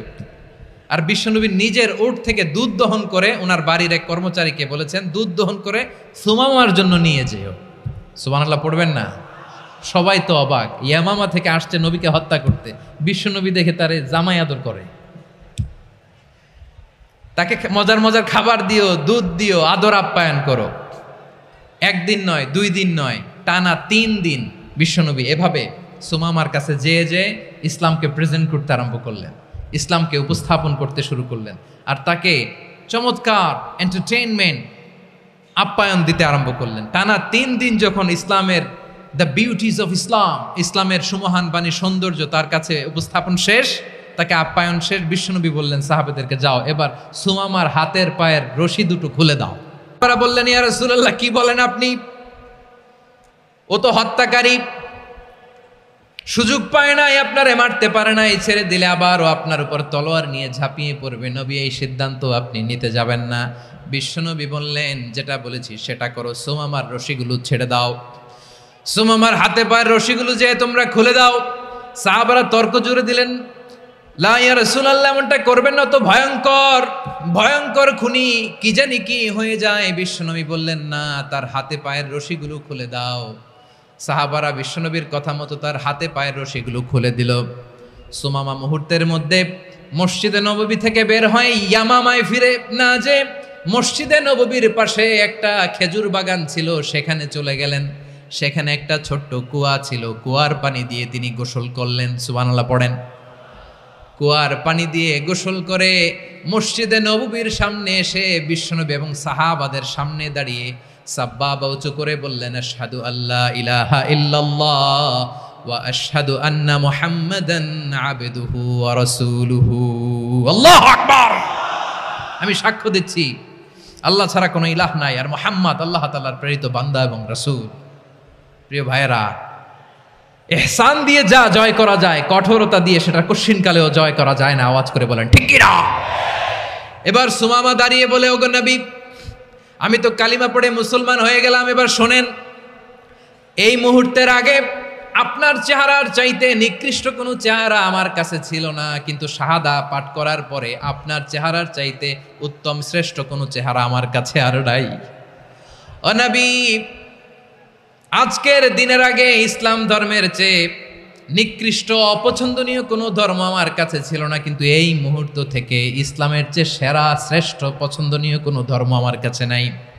নবী গো, আজকের দিনের আগে মদিনার চাইতে অপছন্দনীয় নিকৃষ্ট কোনো শহর আমার কাছে ছিল না, কিন্তু এই মুহূর্তের পর থেকে মদিনার চাইতে কোনো শ্রেষ্ঠ শহর আমার জানা নাই। সে ছিল গমের বড় ডিলার, গম বেচত। কি বেচত? তার গম কিনে মক্কার লোকেরা রুটি খাইতো। সে ঘোষণা দিল, আজকে থেকে মক্কাবাসীদের জন্য সব গম আমি হারাম করে দিলাম, মক্কাবাসী এখন না খেয়ে মরে। সুবহানাল্লাহ পড়বেন না? মক্কাবাসী বিশ্বনবীর কাছে আসলেন, এসে বললেন, মুহাম্মদ, আমরা তো তোমার ভাই, তোমার চাচা, তোমার ভাতিজা, তোমার আত্মীয়, তুমি সুমামারে বলো সে যেন আবার গমের সাপ্লাই মক্কার জন্য অনুমতি দিয়ে দেয়। বিশ্বনবীর অনুমতি ক্রমে সুমামা আবার মক্কাতে গম পাঠাতে শুরু করলো। পড়েন সুবহানাল্লাহ। ইহসান, ইহসান দিয়ে আপনি যেটা জয় করতে পারবেন, you can win the heart of your enemies. ইহসান দিয়ে আপনি আপনার শত্রুর হৃদয়কে জয় করতে পারবেন। আওয়াজ করে বলেন ঠিক কিনা? এজন্য আল্লাহ বললেন, ওয়া আনফিকু ফি সাবিলিল্লাহি ওয়া লা তুলকু বিআইদিকুম ইলাত তাহলুকা ওয়া আহসিনু ইন্নাল্লাহা ইউহিব্বুল মুহসিনিন। তোমরা আল্লাহর রাস্তায় দান করবে আর নিজেরা নিজেদেরকে ধ্বংসের হাতে ঠেলে দিও না। তোমরা একে অপরের প্রতি ইহসান করবে, কারণ ইহসানকারীদেরকে আল্লাহ বড্ড ভালোবাসেন। সুবহানাল্লাহ পড়েন। আবার সূরা রহমানে আল্লাহ বললেন, হাল জাযাউল ইহসানি ইল্লাল ইহসান ফাবিআইয়ি আলা, সবাই পড়েন, ফাবিআইয়ি আলাই রাব্বিকুমা তুকাযযিবান। ইহসানের প্রতিদান হিসেবে ইহসানি হয়। বিশ্বনবী সুমামার প্রতি যেমন ইহসান করেছেন, সুমামাও ঠিক তেমন ইহসান ফিরিয়ে দিয়েছে। ঠিক কিনা বলেন? তাহলে এক নম্বরে হচ্ছে আদ, ন্যায় বিচার। দুই নম্বরে সবাই বলেন ইহসান, সদাচরণ। ইহসান দুই ধরনের প্রিয় ভাইরা, ইহসান ফিল ইবাদা, ইহসান ফিল মুআমালা। ইহসান ফিল ইবাদা হচ্ছে একাগ্র অনুভবে ইবাদতে ডুব দেওয়া, এর নাম ইবাদতের ইহসান। সুবহানাল্লাহ পড়ে। বিশ্বনবী বলেন ইহসান মানে কি জানো নাকি? হাদিসে জিবরিলে সাইয়েদনা জিবরিল আলাইহিস সালাম বিশ্বনবীকে বললেন, আখবিরনি আনিল ইহসান। নবী আমাদেরকে বলেন ইহসান মানে কি? বিশ্বনবী বললেন, আনতা আবুদাল্লাহা কাআন্নাকা তারাহু ফাইন লাম তাকুন তারাহু ফাইন্নাহু ইয়ারাক। ইহসান মানে হলো এমন ভাবে তুমি আল্লাহর সামনে নিজেকে উজাড় করে ইবাদত করবে, তুমি ভাববে তুমি আল্লাহকে দেখতে পাচ্ছ। আর এটা যদি ভাবা তোমার জন্য কঠিন হয়ে যায়, অন্তত এতটুকু তুমি ভাববা যে আল্লাহ তোমাকে দেখতে পাচ্ছেন। ঠিক কিনা বলেন? ও আমার বীর চট্টলার ভাইয়েরা, কেউ যেটা দেখে না সেটা দেখে কে? এই বিশ্বাস হৃদয়ের মধ্যে আছে? নামাজে যখন দাঁড়ান এই ফিলিংসটা আনা যাবে? হ্যাঁ, এশার সালাত তো এখনো হয় নাই না? আলোচনা শেষে এশার সালাত এখানে অনুষ্ঠিত হবে, তাই না? আচ্ছা বলুন তো, আমরা এশার সালাত পর্যন্ত বেঁচে থাকবো এই গ্যারান্টি আছে কার কার? হাত তোলেন। কয়েকজন হাত তুলছে পেছনে, না বুঝে তুলে ফেলছে। এশা পর্যন্ত যে আমরা হায়াত পাবো কোনো গ্যারান্টি আছে? সবাই আওয়াজ করে বলেন গ্যারান্টি আছে? গ্যারান্টি নাই। এই জন্য বিষ্ণু ইসলাম বলেছে, এমন ভাবে নামাজে দাঁড়াও, ইবাদত করো, মনে করো হতে পারে এটাই আমার জীবনের শেষ নামাজ। Perform the salah as if this is your last and final prayer. এমন ভাবে সালাতে দাঁড়াও, ভাবো হতে পারে এটাই তোমার জীবনের শেষ নামাজ। এমন ভাবে নামাজে দাঁড়াও, ভাবো এটাই শেষ নামাজ। তাহলে নামাজে একাগ্রতা বাড়ায় দিবে কে? ফলে ইবাদতের ইহসান আমাদের অর্জিত হবে। আর মুআমালাতে ইহসান হলো, বিশ্বনবী বলেন, ইন্নাল্লাহা তাবারাকা ওয়া তাআলা কাতাবাল ইহসানা আলা কুল্লি শাই ফাইদা কাতালতুম ফাআহসিনুল কিতলা ওয়া ইযা যাবাহতুম ফাআহসিনুয যাবহা ওয়ালিয়ুহিদ্দা আহাদুকুম শাফরাতাহু ওয়ালিয়ুরিহ যাবিহাতাহু। ইহসান দুই ধরনের। আওয়াজ করে বলতে হবে, কয় ধরনের? সবাই বলুন আওয়াজ করে, কয় ধরনের? একটা হচ্ছে ইহসান ফিল ইবাদা, ইবাদতে ইহসান। ইবাদতে ইহসান কি? একাগ্র অনুভব দিয়ে ইবাদত করা, মন প্রাণ দিয়ে ইবাদত করা। আর মুআমালাতে ইহসান কি? সব কাজে, দৈনন্দিন কাজে, কর্মে, সামাজিক অ্যাক্টিভিটিতে কোমলতা প্রদর্শন করা, অনুগ্রহের সাথে সবকিছু করা। আল্লাহ তাআলা ইন্নাল্লাহা তাবারাকা ওয়া তাআলা কাতাবাল ইহসান আলা কুল্লি শাই, তিনি সব কিছুর ব্যাপারে ইহসানকে আবশ্যক করেছেন। সব কিছুতে মুমিনের সব কাজে ইহসানের পরশ থাকবে। ওয়া ইযা কাতালতুম ফাহসিনুল কিতলা, বিষ্ণুই বলেন তুমি যখন কাউকে হত্যা করো ইহসানের সাথে করো। সুবহানাল্লাহ পড়বেন না? যখন হত্যা করো তখনও ইহসানের সাথে। আচ্ছা হত্যা করবো আবার ইহসান আসবে করতে করে, তো মেরেই ফেলবো আমি। আল্লাহ, ও ভাই একজন খুন করেছে, খুনি, রাষ্ট্রীয় আইনে তার শাস্তি হয়েছে ডেথ পেনাল্টি, মৃত্যুদণ্ড। এখন মৃত্যুদণ্ড দেখে আপনি যেমনি মন চায় তেমনি মারবেন লোকটারে? ওর নাক কেটে ফেলতে পারবেন? ওর কান কাটতে পারবেন? ওর চোখ উপড়ে ফেলতে পারবেন আপনি? যেমন মন চায় তার অঙ্গহানি করা যাবে না। ইহসানের সাথে তাকে হত্যা করো। সুবহানাল্লাহ, this is Islam, this is the true essence of Islam. ওয়া ইযা যাবাহতুম ফাহসিনু যাবহা, যখন জবাই করবে তখনও ইহসানের সাথে জবাই করো। করব জবাই, ওইখানেও নাকি ইহসান। আচ্ছা কুরবানির দিন আমরা পশুগুলোরে কি করি বলেন সবাই আওয়াজ করে? জবাই। জবাই মানে তো এটার মেরেই ফেলতেছি, একটু পরে তো টুকরো টুকরো করে গোশতগুলো খাবো, এটা তো খাবো, এটা তো মেরেই ফেলবে। বিষ্ণু বলে না, জবাইয়ের মধ্যেও মুমিনের জবের ভেতরেও ইহসানের পরশ থাকা চাই। যখন জবাই করবে প্রাণীটাকে হাত পা টাইট করে বেঁধে নাও, ছুরিটাকে শার্পেন করে নাও, ধারালো করে নাও, যাতে অল্প সময়ে জবাইটা হয়ে যায়, প্রাণীটা যাতে কম কষ্ট পায়। সুবহানাল্লাহ পড়েন। দিস ইজ কল্ড ইহসান। ইহসান আল্লাহ তাআলা যেমনি আদলের আদেশ করেছেন, ন্যায় বিচার, জাস্টিস এনশিওর করতে বলেছেন, সমাজে ইহসানের ব্যবহার, ইহসানের অনুশীলন তিনি করতে বলেছেন। এজন্য মুমিনের প্রতিটি কাজে, আমার চট্টগ্রামের ভাইয়েরা আমার দিকে তাকান, খেয়াল করে শুনুন, মুমিন জীবনের প্রতিটি কাজে ইহসানের পরশ থাকা চাই। আমরা যেন আমাদের পরিবারের প্রতি ইহসান করি, আমরা যেন আমাদের কর্মচারীদের প্রতি ইহসান করি, আমরা যেন আমাদের কলিগদের প্রতি ইহসান করি, আমরা যেন আমাদের ভাইদের প্রতি ইহসান করি। মুমিন জীবনের প্রতি কাজে ইহসানের পরশ থাকার দরকার আছে না নাই? কথা বুঝতে পেরেছেন? তাহলে আল্লাহ তাআলার তিনটা আদেশ ছিল, কয়টা গেল? ভুলে গেছে, ভুলে গেছে চট্টগ্রাম। তিনটা আদেশের মধ্যে কয়টা বললাম? প্রথমে কি ছিল? আদল। 2 নম্বরে, 3 নম্বরে রব্বুল আলামিন বললেন ওয়া ইতা ইদিল কুরবা, নিকটাত্মীয়দেরকে দান করো। নিকট আত্মীয়দেরকে দাও, যারা তোমাদের ব্লাড কানেকশনের আত্মীয় তাদেরকে তোমরা দাও। এখানে জেনারেলি বললেন দাও, কি দিব সেটা তিনি এখানে বলেন নাই, সেটা তিনি সূরাতুল ইসরার মধ্যে বলেছেন। আল্লাহ বলেন ওয়া আতিযাল কুরবা হাক্কাহ, নিকট আত্মীয়দেরকে তাদের অধিকার, তাদের প্রাপ্য তোমরা বুঝিয়ে দাও। দেখেন, একটা শান্তির সমাজ, একটা সমৃদ্ধ সমাজ, একটা মানবিক সমাজ গঠনের জন্য আল্লাহ তাআলা বেশি না, মাত্র 3টা অর্ডার, 3টা ভার্ডিক্ট তিনি জারি করেছেন। 1 নাম্বার সুশাসন, ন্যায় বিচার। 2 নাম্বার ইহসান। 3 নাম্বার নিকটাত্মীয়, যারা কাছের, তোমার ভেরি ক্লোজ রিলেশনশিপে আছে, তাদেরকে দাও। দাও, দিলে বাড়িয়ে দেয় কে? অনেকে দিতে চায় না, কৃপণতা করে। দিলে বাড়ায় দেয় কে? ও মিয়া, মদিনার মধ্যে সবচাইতে গরিব সাহাবী ছিল বেলাল রাদিয়াল্লাহু তাআলা আনহু। ওনার এন্টায়ার অ্যাসেট, সম্পদের পরিমাণ কতদূর জানেন? একটা লুঙ্গি। বেলাল রাদিয়াল্লাহু তাআলা আনহু, ওনার টোটাল ওয়েলথের এস্টিমেশন হচ্ছে মাত্র একটা লুঙ্গি। একটা লুঙ্গি, টোটাল ওয়েলথ এস্টিমেশন, টোটাল সম্পদের পরিমাণ বেলাল রাদিয়াল্লাহু তাআলা আনহুর কি ছিল? কথা বোঝে নাই বোধহয়, কি ছিল? ওই বেলাল রাদিয়াল্লাহু তাআলা আনহুকে বিষ্ণু ইসলাম বলেছেন আনফিক ইয়া বেলাল, ও বেলাল তুমিও দাও। ওয়ালা তাখশা মিন যিল আরশি ইখলালা, আরশের অধিপতির তো কোনো ঘাটতি নাই, তুমি দিলে ওই আল্লাহ তোমারে বাড়ায় দিবে। এজন্য আমার প্রিয় ভাইয়েরা, দিলে কমে না, দিলে বাড়ে। অনেকে ধরে রাখে, নতুন কিছু নিতে পারে না, হাত দিয়ে যেটা ধরে রেখেছেন এটা দিয়ে দেন, বড় একটা ধরার সুযোগ পাবেন। জোরে বলেন ঠিক কিনা?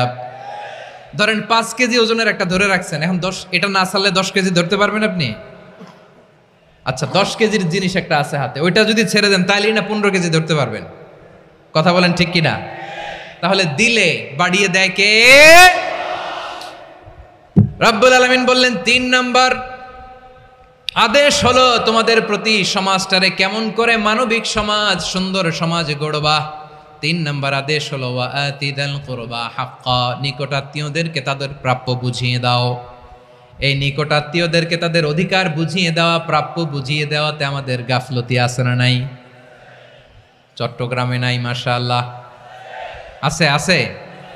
অনেকে দেখবেন অনেক আল্লাহওয়ালা তাহাজ্জুদ গুজার, সেজদা দিতে দিতে কপালে কালো দাগ ফেলে দিছে, সে তার বোনের হকটা আদায় করে নাই। আছে না নাই? হ্যাঁ, এখানেও আছে। সর্বনাশ। অনেক বড় হাজী সাহেব, বিশাল লম্বা দাড়ি, ছেলেরে সব দিয়ে দিছে, মেয়েরে কিছু দেয় নাই, মেয়ের হক আদায় করে নাই। আছে না নাই? এই হাজী সাহেবেরা, এই আল্লাহওয়ালারা কিয়ামতের ময়দানে আটকে যাবে। আপনি অন্যের অধিকার নষ্ট করেছেন, তাদের রাইটসকে ভায়োলেট করেছেন। এজন্য আল্লাহ তাআলা বলেন, কারো অধিকার যদি কেউ নষ্ট করে, ওই সমাজটা মানবিক সমাজ কঠিনকালেও হতে পারে না। এজন্য 3 নম্বর আল্লাহ বললেন ওয়া ইতা ইদিল কুরবা, নিকটাত্মীয়দেরকে দাও। কি দিবা? তাদের অধিকার দিয়ে দাও। বোনের অধিকার বুঝিয়ে দাও, মেয়ের অধিকার বুঝিয়ে দাও, ফুফুর অধিকার বুঝিয়ে দাও। দেখবেন অনেক মায়েরা ছেলের পাতে মুরগির রান দেয়, মেয়ের পাতে দেয় মুরগির ঠ্যাং। এরকম আছে না নাই? ছেলেরা কি দেয়? মুরগির। মেয়ের পাতে কি দেয়? তো মেয়ের কি মুরগির রান খেতে মনে চায় না? মনে চায় না? এমনটা করা যাবে না। নিকটাত্মীয়দেরকে অধিকার দিয়ে দাও, নিকটাত্মীয়ের সাথে সুসম্পর্ক রাখো। আদেশটা কার? এজন্য প্রিয় ভাইয়েরা, জীবনে যদি বারাকা অর্জন করতে চান, নিকটাত্মীয়দের সাথে সুসম্পর্ক রাখতে হবে, তাদের জন্য উপহার পাঠাতে হবে। বিশ্বনবী বলেন লা ইয়াদখুলুল জান্নাতা কাতে, যে ব্যক্তি আত্মীয়তার সম্পর্ককে ছিন্ন করে দেয়, সে কশিনকালেও আল্লাহর জান্নাতে ঢুকবে না। আপনি কি এটারে সহজ হাদিস মনে করছেন? এটা সহজ কথা? আপনি ভাবছেন আপনার নামাজ আপনারে বাঁচাতে পারবে, আপনার রোজা বাঁচাতে পারবে, আপনার তাহাজ্জুদ আপনারে বাঁচাতে পারবে?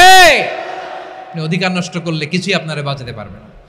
এজন্য নিকট আত্মীয়দেরকে দিতে হবে বেশি বেশি। বিশ্বনবী বলেন ইন্না সাদাকাতা আলাল মিসকিনি সাদাকা ওয়া আলা যির রাহিমি ইসনাতান সাদাকাতুন ওয়া সিলা।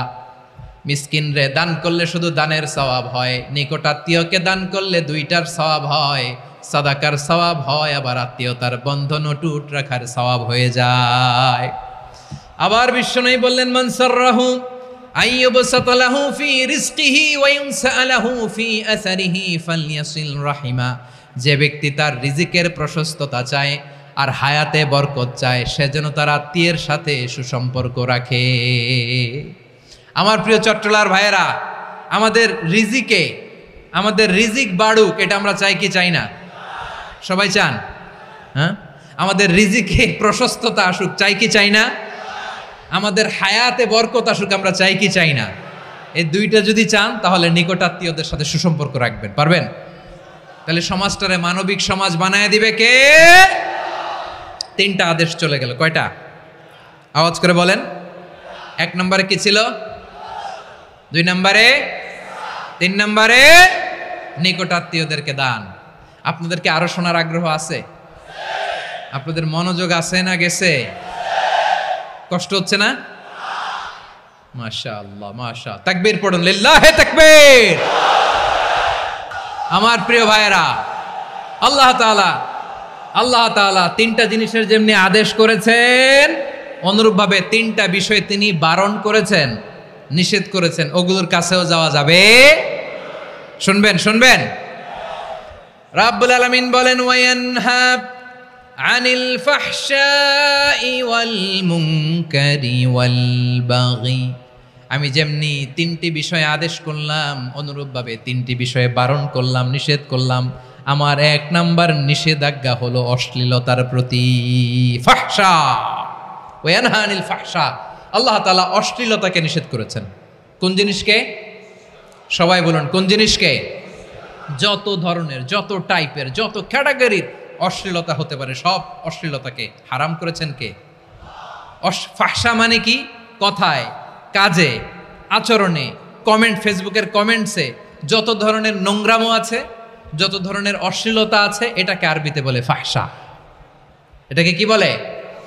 রাব্বুল আলামিন বলেন, কুল ইন্নামা হাররামা রাব্বিয়াল ফাওয়াহিশা মা যাহারা মিনহা ওয়া মা বাতান।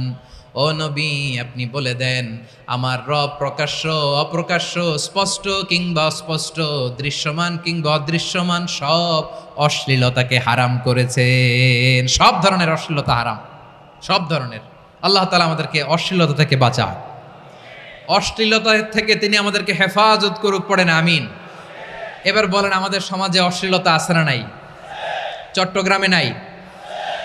আমি কই নাই, ওনারা বলে আছে। দেখছেন, আমি সামহাও বাঁচায় দেওয়ার ট্রাই করতেছি, আমি সামহাও বাঁচায় দেওয়ার ট্রাই করতেছি, ওনারা বলে আছে। অশ্লীলতা নানা ভাবে, নানা নামে, নানা মোড়কে আমাদের সমাজে আছে না নাই?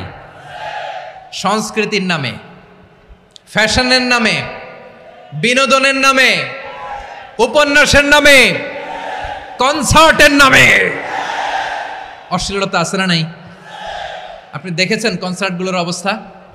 এই যে আতিফ আসলাম যে আসছে আমাদের দেশে, তারপর কে কে আসছে, আমাদের তরুণ তরুণীরা, আমাদের যুবক যুবতীরা, আমাদের জেনজিরা, কি অবস্থা ওইখানে? হ্যাঁ, কি অবস্থা?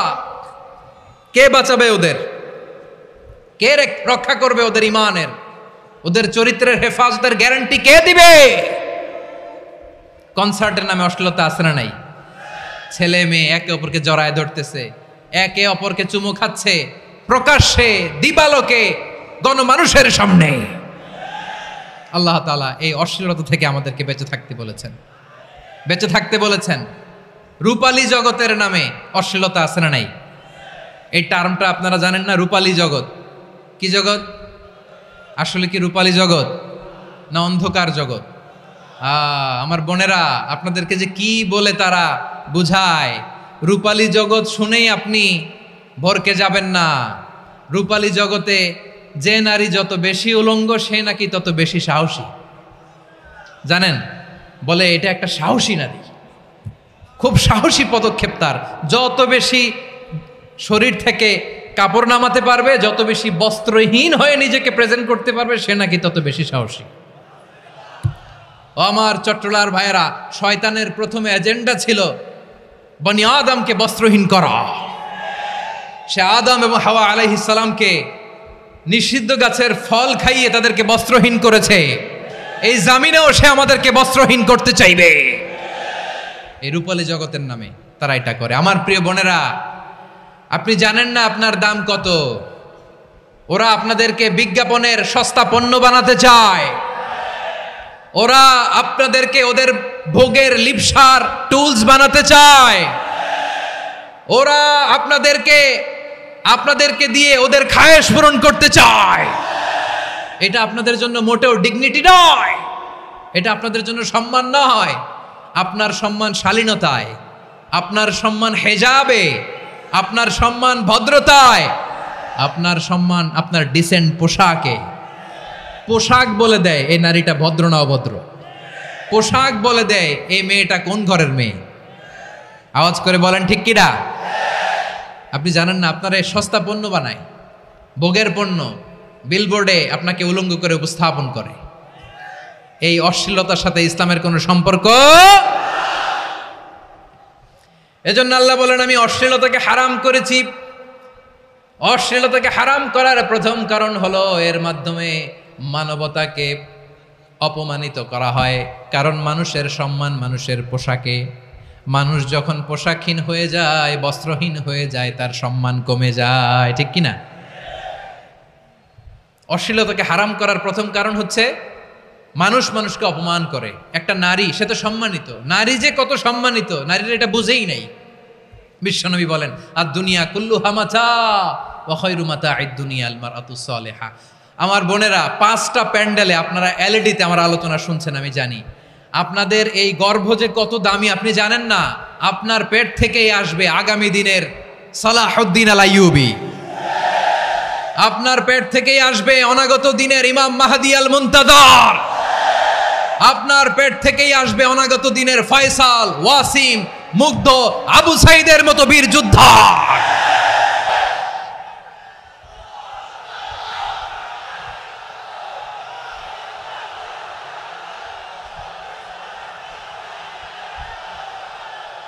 আমার প্রিয় বোনেরা, আমার প্রিয় বোনেরা, বিশ্বনবীর কথার ওজন খেয়াল করেন। আর দুনিয়া কুল্লুহা মাতা ওয়া খায়রু মাতা'আদ দুনিয়াল মারআতুস সালিহা। দুনিয়ার সবকিছুই অ্যাসেট, এর মধ্যে সবচেয়ে দামি অ্যাসেট নেককার নারী। আপনার গর্ভ যে কত দামি আপনি জানেন না। নিজের সময়টাকে কাজে লাগান, কোরআন পড়েন, সুন্নাহ পড়েন। আপনার অনেক দায়িত্ব ঘরে। You are the MD of your family. একটা family it's a very big institution. পরিবার একটা অনেক বড় প্রতিষ্ঠান। And you are the MD of your institution. আপনি এই পরিবারের MD, managing director of your family. এখানে আপনার কত দায়িত্ব। আপনি ছেলেমেয়েদেরকে তারবিয়া করবেন। আপনি আপনার স্বামীর জন্য ঘরটারে জান্নাতের নীর বানাবেন। আপনার জন্য জান্নাতের ডুপ্লেক্স বাড়ি ওইখানে তৈরি করে রাখবে কে? আপনি যে কত দামি আপনি জানেন না। নারীদেরকে আল্লাহ বানিয়েছেন উচ্চতর করে, নিম্নতর নয়। নারীদেরকে ছোট্ট জিনিস দিলে এটারে বড় করে দেয়। নারীদেরকে ভ্রূণ দিলে, শুক্রাণু দিলে নারী এটারে বাচ্চা হিসেবে উপহার দেয়, ঠিক কিনা? বিয়ের মাধ্যমে স্বামী যখন তার শুক্রাণু তার স্ত্রীকে উপহার দেয়, স্ত্রী রিটার্নে কি উপহার দেয়? ফুল ফর্ম বেবি, মানব সন্তান। দেখছেন, আপনি দিলেন একটুক, উনি দিছে বিশাল। আপনি যদি নারীকে বাজার এনে দেন, নারী এটাকে সুস্বাদু খাবারে রূপান্তর করে দেয়। আপনি তাকে একটা মুচকি হাসি দিয়ে দেন, সে তার কলিজা দিয়ে দেয়। কিন্তু যদি আপনি তার মনে কষ্ট দেন, সে আপনার জীবনকে জাহান্নাম বানায়া দেয়। খবর আছে, নারীর মন বুঝতে পারলে নেয়ামত, বুঝতে না পারলে কিয়ামত। ঠিক কিনা বলেন? আমার প্রিয় বোনেরা, আপনি যে কত দামি আপনি জানেন না। জানেন না আপনি কত দামি, অনেক দামি আপনি। আপনাদেরকে যেন ভোগের সস্তা পণ্য বানাতে না পারে আপনাদেরকে সচেতন থাকতে হবে, সজাগ থাকতে হবে, কনসার্ন থাকতে হবে। শয়তানের ওই হাতছানির দিকে আর নজর দেওয়া যাবে না। তাহলে কেন আল্লাহ তাআলা এই ফাহশা অশ্লীলতাকে হারাম করলেন? 1 নাম্বার, এতে হিউম্যান ডিগনিটি কমে। 2 নাম্বার, এতে মানুষের অধিকার নষ্ট হয়। আপনি বিয়ে করেছেন, এরে পরকিয়া করেন, ওর সাথে এরকম আছে না নাই? স্ত্রীর অধিকার নষ্ট করেছেন। আপনি বিবাহ সম্পর্কে আবদ্ধ হয়েছেন তার সাথে, আপনি পরকিয়া করেন ওই ছেলের সাথে, আপনি আপনার হাজবেন্ডের সাথে বিট্রে করেছেন। এজন্য আল্লাহ অশ্লীলতাকে হারাম করেছেন। অশ্লীলতাকে হারাম করার আরেকটা কারণ হচ্ছে আল্লাহ তাআলা এই হিউম্যান জেনারেশনকে এটাকে প্রিজার্ভ করতে চায়। হিফজুন নাসল, এটা মাকাসিদুশ শরিয়ার অনেক গুরুত্বপূর্ণ একটা মাকাসিদ, অনেক গুরুত্বপূর্ণ। আপনার নাসল, আপনার জেনারেশনকে সংরক্ষণ করা। এই যে আসতেছে ফেব্রুয়ারি, কত ফেব্রুয়ারি জানো? এটা কি বিশ্ব ভালোবাসা দিবস? হ্যাঁ, কি দিবস? এই বিশ্ব ভালোবাসা দিবসের সাথে মুসলমানদের কোনো সম্পর্ক নাই। আমার প্রিয় ভাইরা, এই যে আপনি অবৈধ সম্পর্কে জড়ালেন, কেন আল্লাহ অশ্লীলতাকে হারাম করেছে দেখেন। বলতেছিলাম যে এটা আপনার নাসল, আপনার জেনারেশন, আপনার লিনিয়েজ, আপনার বংশকে প্রিজার্ভ করা। কে কার বাবা, কে কার মা, বাবা মা জানা, প্রজন্মকে প্রিজার্ভ করা, এটা ইসলাম ওয়াজিব করে দিয়েছে। এই যে অবৈধ সম্পর্কের কারণে, বিশ্ব বেহায়া দিবসের কারণে, এগুলোর আউটকাম, আউটপুট হিসেবে মাঝে মাঝে এই ঢাকা মেডিকেলের ডাস্টবিনে নবজাতকের বাচ্চার কান্নার আওয়াজ শুনতে পাওয়া যায়। চট্টগ্রাম মেডিকেলের ডাস্টবিনে নবজাতকের কান্না শুনতে পাওয়া যায়। বীর চট্টলার মুসলমানেরা বুঝতে পারলে আওয়াজ করে বলেন, এই যে চট্টগ্রাম মেডিকেলে যে নবজাতকটা পাওয়া গেল, ওর বাবাকে আমাকে বলেন, ওর বাবাকে, ওর মাকে, ও কোন ফ্যামিলির সন্তান কেউ জানে? আপনি হিউম্যান ডিগনিটিকে অপমান করেছেন না? আপনি তার ভবিষ্যৎকে অন্ধকার করেছেন না? আপনি তার লিনিয়েজকে প্রশ্নবিদ্ধ করে দিয়েছেন না? এই জন্য আল্লাহ তাআলা অশ্লীলতাকে আমাদের জন্য হারাম করে দিয়েছেন। পড়েন সুবহানাল্লাহ। এই জন্য রাব্বুল আলামিন বলেন, কুল ইন্নামা حرم ربي الفواحش ما ظهر منها وما بطن প্রকাশ্য সব অশ্লীলতাকে হারাম ঘোষণা করে দিয়েছে কে?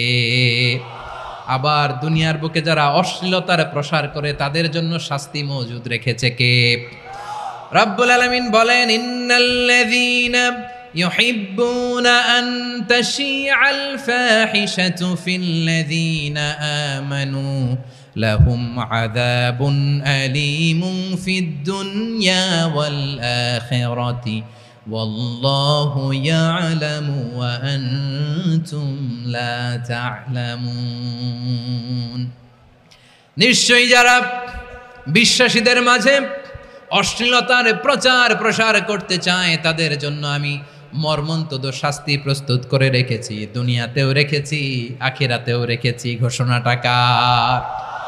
যারাই নাটকের নামে, সিনেমার নামে, রূপালী জগতের নামে, মুভির নামে, ওটিটি প্ল্যাটফর্মের নামে আমার সমাজে অশ্লীলতা ছড়াতে চায় তাদের জন্য কঠিন মর্মন্তুদ শাস্তি মজুদ রেখে দিয়েছে কে? ও আমার বোনেরা, এখনো আপনি জাগবেন না? এখনো আপনার চিন্তার দুয়ারে এখনো নাড়া পড়ে নাই? ওরা আপনাকে উলঙ্গ বানাতে চায়, ওরা আপনাকে আইটেম গার্ল বানাতে চায়। এজন্য ইসলাম অশ্লীলতাকে হারাম করেছে। হারাম। ইসলাম বলেছে যোজন যোজন দূরে থাকো, ওরা বলে না কাছে আসো, কাছে আসার গল্প, ক্লোজ আপ ওয়ান, কাছে আসার গল্প আছে না নাই? চট্টগ্রামে তো এগুলো নাই মাশাআল্লাহ। হ্যাঁ, এখানেও আছে ক্লোজ আপ ওয়ান, কাছে আসার গল্প। আল্লাহ বলেন ওয়ালা তাকরাবুজ জিনা, কাছেও এসো না, জিনা থেকে যোজন যোজন কিলো দূরে থাকো, ওরা বলে কাছে আসার গল্প। আমার বীর চট্টলার ভাইয়েরা, কাছে আসতে হলে আমরা কোরআনের কাছে আসব, কাছে আসতে হলে নবীর কাছে আসব, কাছে আসার গল্প হবে আমার রবের কাছে আসার গল্প। চিল্লায় বলো ঠিক কিনা?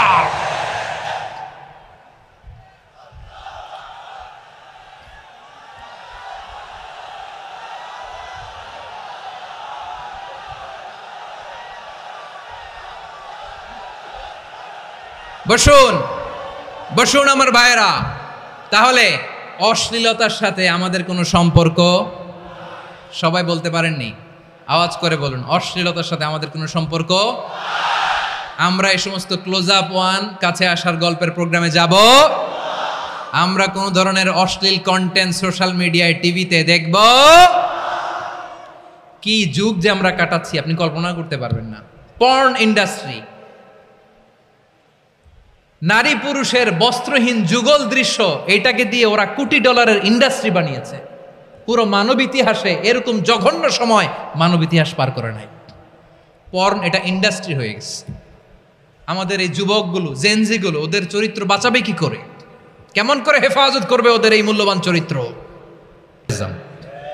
সুস্থ পুরুষ তার বায়োলজিক্যাল গ্রোথকে হরমোন দিয়ে স্টপ করে দিয়ে সে সার্জারি করে নারী হতে চায়, সুস্থ নারী পুরুষ হতে চায়। পুরুষের প্রতি সেক্সুয়ালি আকর্ষণ বোধ করে। এটা লূত আলাইহিস সালামের কওমের মধ্যে ছিল। এটাকেও আল্লাহ কোরআনে ফাহিশা বলেছেন। ওয়ালুতান ইয ক্বালা লিকাওমিহি আতাতুনাল ফাহিশাতা মা সাবাকাকুম বিহা মিন আহাদিম মিনাল আলামিন। লূত আলাইহিস সালাম বললেন, তোমরা কি এমন এক অশ্লীল কার্যক্রমে ডুব দিলে নাকি যেটা গোটা বিশ্বের কেউ কখনো করে নাই? তোমরাই প্রথম করেছো। পড়েন নাউযুবিল্লাহ।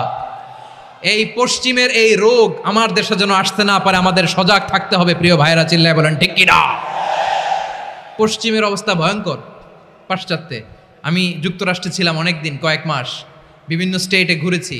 গার্ডিয়ানরা উদ্বিগ্ন, ছেলে মেয়েদেরকে, ছোট্ট ছেলে মেয়ে, ওদেরকে জিজ্ঞেস করে, তুমি how do you feel right now inside yourself? তুমি ভিতরে ভিতরে কেমন ফিল করো? তোমার কি ছেলে ছেলে লাগে না মেয়ে মেয়ে লাগে? আচ্ছা বলেন, এই ছোট্ট বাচ্চাটাও কি এগুলো জেন্ডার অ্যাসাইনমেন্ট বলতে এগুলো কিছু বুঝে? এইভাবে মিসগাইড করা হচ্ছে।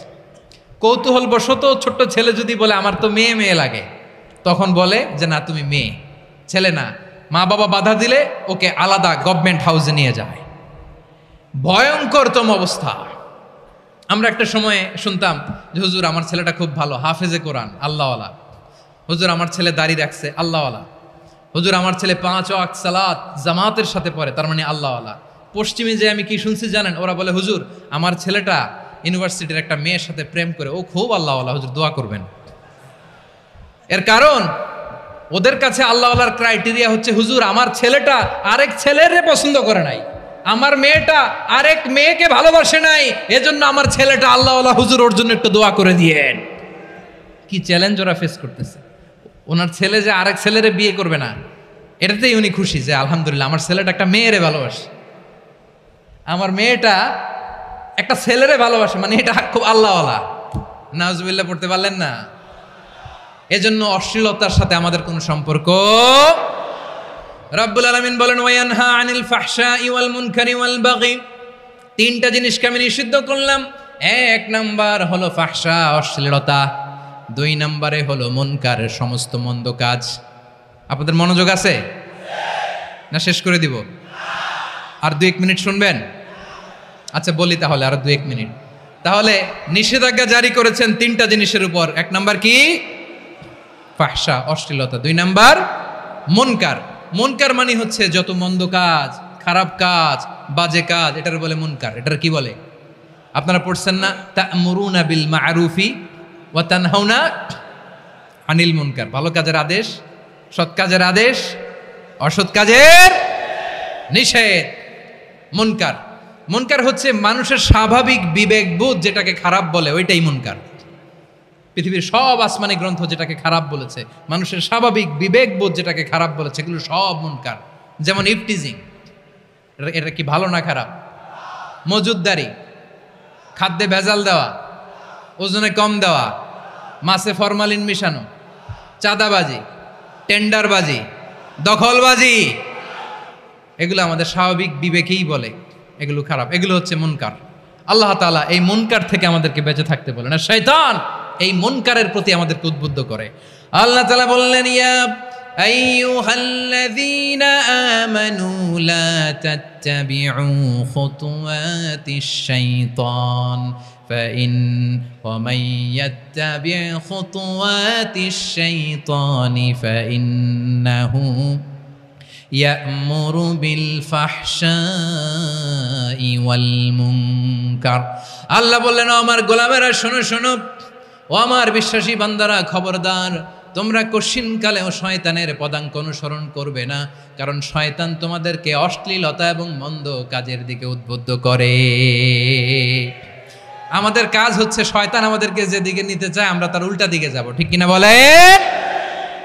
শয়তান এই মন্দ কাজকে আমাদের কাছে বিউটিফাই করে, চাকচিক্যময় করে আমাদের সামনে উপস্থাপন করে। এজন্য আল্লাহ বলেন মুনকারকে থামাতে হবে, মুনকার প্রতিরোধ করতে হবে। মুনকার প্রতিরোধের দায়িত্ব শুধু আমাদের নাকি? শুধু আপনার খতিব সাহেবের, ইমাম সাহেবের, নাকি মুসলিম উম্মার সবার? আওয়াজ করে বলুন, মুনকার অসৎ কাজ প্রতিরোধের দায়িত্ব কার? রাব্বুল আলামিন বলেন কুনতুম খায়রা উম্মাতিন উখরিজাত লিন-নাসি তা'মুরুনা বিল মা'রুফি ওয়া তানহাউনা আনিল মুনকার। তোমাদেরকে শ্রেষ্ঠ জাতি করে জমিনের মধ্যে আবির্ভূত করা হয়েছে, যাতে করে তোমরা জমিনের ভেতরে সৎ কাজের আদেশ করতে পারো আর অসৎ কাজের নিষেধ করতে পারো। উম্মাহ কুনতুম খায়রা, তাহলে গোটা উম্মার দায়িত্ব, এটা বুঝতে পারছেন তো? আচ্ছা, আরো নিচে আসেন। এরপরে আল্লাহ বললেন শুধু উম্মাহ না, এই জমিনের রাজত্ব আমি যাদের হাতে দেই, এই জমিনের মালিক আমি যাদেরকে বানিয়ে দেই, যাদেরকে আমি সরকারের দায়িত্ব দেই, তাদেরকেও মুনকার প্রতিরোধের দায়িত্ব দিয়েছে কে? আল্লাহ বলেন যারা ক্ষমতার মসনদে বসেছে তাদেরকে 4 দফা কর্মসূচি আমি আল্লাহ দিলাম। আওয়াজ করে বলেন কয় দফা? আল্লাহ বলেন আল্লাযীনা ইম্মাক্কান্নাহুম ফিল আরদি আকামুস সালাতা ওয়া আতাউয যাকাতা ওয়া আমারু বিল মা'রুফি ওয়া নাহাউ আনিল মুনকার ওয়ালিল্লাহি আকিবাতুল উমুর। যারা এই জমিনের উত্তরাধিকার হয়েছে তারা 4 দফা কর্মসূচি নিয়ে সামনে আগাবা। সালাত কায়েম করবা, যাকাত আদায় করবা, সৎ কাজের আদেশ দিবা, অসৎ কাজ থেকে মুনকার প্রতিরোধ করবা। আদেশটা কার? আমার প্রিয় চট্টলার ভাইরা, পুরো উম্মার দায়িত্ব মুনকার প্রতিরোধ করা, সরকার প্রধানের দায়িত্ব মুনকার প্রতিরোধ করা। এরপর আল্লাহ বলেন প্রতিটা ফ্যামিলির যিনি প্রধান সিইও বাবা, প্রত্যেক বাবারও দায়িত্ব এই মুনকার প্রতিরোধ করা। আওয়াজ করে বলেন ঠিক কিনা? যেমনটি সাইয়েদনা লোকমান আলাইহিস সালাম ওনার কলিজার টুকরা সন্তানকে আদেশ করেছেন, ইয়া বুনাইয়া আকিমিস সালাতা ওয়া'মুর বিল মা'রুফি ওয়ানহা আনিল মুনকার। পড়েন সুবহানাল্লাহ। বাবা ছেলেকে সবক দিচ্ছে। কে সবক দিচ্ছে? কাকে? লোকমান আলাইহিস সালাম ছেলেকে বলতেছে, ওরে আমার কলিজার টুকরা সন্তান, ওরে আমার বাছা, নামাজ কায়েম করবা, সৎ কাজের আদেশ দিবা, আর মুনকার প্রতিরোধ করবা, অসৎ কাজ, সমাজ থেকে খারাপ কাজকে ঝেঁটে বিদায় করে দিবা। তাহলে দেখেন আমি স্টেপ বাই স্টেপ নামলাম। পুরা উম্মার দায়িত্ব, জমিনের উত্তরাধিকারী আল্লাহ যাদেরকে বানিয়েছেন সরকার, তাদের দায়িত্ব, প্রতিটি ফ্যামিলির প্রধানের দায়িত্ব। এরপরে বিশ্বনবী বলেন সচেতন প্রতিটি মুসলিমের দায়িত্ব সমাজ থেকে মুনকারকে উৎখাত করা। বিশ্বনবী বলেছেন, মান রাআ মিনকুম মুনকারান ফালিয়ুগাইয়িরহু বিয়াদিহি ফাইন লাম ইয়াস্তাতি ফাবিলিসানিহি ওয়া ইন লাম ইয়াস্তাতি ফাবিকলবিহি ওয়া যালিকা আযআফুল ঈমান। সমাজে যে মুনকার দেখবে, খারাপ কাজ দেখবে, সে যেন হাত দিয়ে সেটাকে থামায়। কি দিয়ে? আপনাদের তো হাত নাই না? হাত আছে, হাত আছে। ওরা যেই হাত দিয়ে অন্যায় করে ওইটা প্রতিরোধের জন্য আমাদেরও হাত আছে না নাই? থামাতে হবে, থামাতে হবে।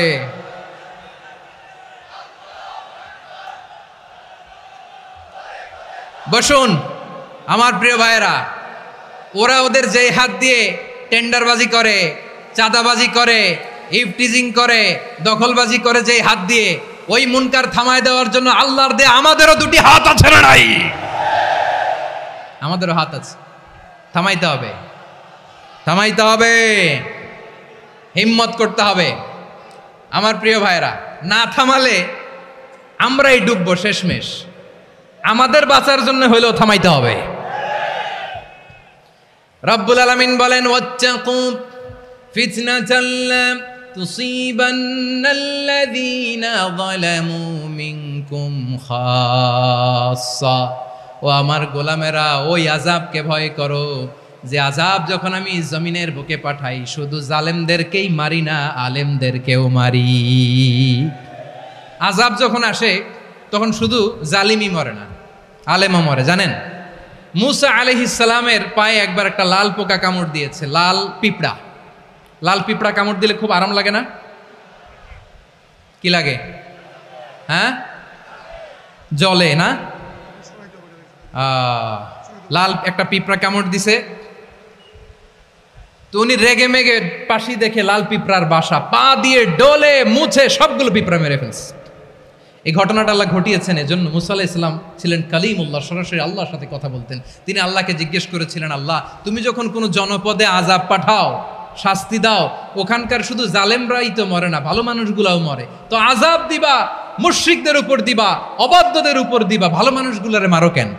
আল্লাহ বললেন, মুসা তোমার যে কামড় দিছিল পায়ের মধ্যে পিঁপড়া, কয়টা পিঁপড়া? জোরে বলেন। একটা পিঁপড়া, তো সবগুলারে মারলা কেন? রেগে মেগে পুরো পিঁপড়ার বাসা ভেঙে মেসাকার করলা কেন? এই মুসা, আমি যখন অ্যাকশনে যাই, আমি যখন শাস্তি দেই, তখন এত বাস বিচার করা হয় না, বাস বিচার করা যায় না। যখন অ্যাকশনে যাওয়া হয় ওইটা ডাইরেক্ট অ্যাকশন হয়ে যায়। চিল্লায় বলো ঠিক কি না? এজন্য আমাদের বাঁচার জন্য হলেও এই পাপ থামাতে হবে, এই শয়তানের অট্টহাসি থামাতে হবে, অন্যায় অপরাধ সমাজ থেকে আমাদের থামাতে হবে। কারণ আযাব আসলে ওরাও মরবে, আমরাও মরব। একটা জাহাজ 2 তলা, আপনি আছেন 2য় তলায়, শুনতেছেন? শুনতেছেন? জাহাজ কয় তলা? আপনি কোন তলায়? 2য় তলায়। নিচের তলার কিছু লোক জাহাজের তলা ছিদ্র করতে আরম্ভ করছে। কি ছিদ্র করতেছে? আচ্ছা, জাহাজের তলা ছিদ্র করলে তলা দিয়ে কি ঢুকে? এখন আপনি যদি বলেন আমার কি, আমি তো 2 তলায়, আমার কি, আমি তো সেফ, আমি ইন দ্য সেফ জোন, আমি তো ভালো আছি, আমি তো ভালো আছি, ওরা ছিদ্র করে ওরা মরবে। আসলে কি শুধু ওরা মরবে? নাকি তলা ফুটো হলে ভিতরে পানি ঢুকলে আপনারও সলিল সমাধি হবে? তলা দিয়ে যখন পানি ঢুকবে, জাহাজ ডুবলে আপনিও মরবেন। এজন্য নিজে মরার আগে ওই পাগলগুলোর নিচতলায় যে থামাতে হবে, চিল্লায় বলেন ঠিক কিনা? এজন্য আল্লাহ বললেন মুনকার প্রতিরোধের দায়িত্ব সমাজের টপ টু বটম সবার। পুরো আম্মার দায়িত্ব, সরকার প্রধানের দায়িত্ব, প্রতিটি ফ্যামিলির প্রধান বাবার দায়িত্ব, বিশ্বনবী বললেন প্রতিটি সচেতন মুসলিমের দায়িত্ব। এজন্য মুনকার প্রতিরোধ করার দরকার আছে না নাই? সমাজে এই যে ইফটিজিং হয়, আপনার বোনের বয়সী একটা মেয়েকে কিছু বখাটে টিটকারি করে, এই বলে সেই বলে, নোংরা কথা বলে, রাস্তায় দেখেও আপনি পাশ দিয়ে না দেখার মতো চলে যান কেন? আপনি দাঁড়ান না কেন? আপনি দাঁড়ালেই তো থেমে যাবে, কারণ সত্যের যে শক্তি তার সামনে মিথ্যা মুখ থুবড়ে পড়ে। আপনার সামনে ও কিছুই না, নাথিং। আপনি দাঁড়ান, ওকে প্রশ্ন করেন যে আমার বোনকে তুমি ডিস্টার্ব করো কেন? আপনাকে দেখে আরো 5 জন দাঁড়াবে, 5 জনকে দেখে আরো 10 জন দাঁড়াবে। আমাদের নীরবতা আর আমাদের নিশ্চুপ থাকাই জালিমদেরকে আরো শক্তিশালী জালিম বানিয়েছে। এজন্য মুনকার প্রতিরোধের দায়িত্ব আমাদের সবার। টেন্ডারবাজি, চাঁদাবাজি, দুর্নীতি, অপরাধ, দখলদারিত্ব, মজুদদারি, এগুলো সব কিছু একসাথে প্রতিরোধ করতে হবে, ঠিক কিনা বলেন? একটা মানবিক সমাজ যদি চাই, প্রতিরোধ করতে হবে। প্রিয় ভাইয়েরা, আল্লাহর শপথ নিয়ে বলি, এই নাসিহাতগুলো সবার জন্য, সব দলের জন্য, সব মতের মানুষের জন্য।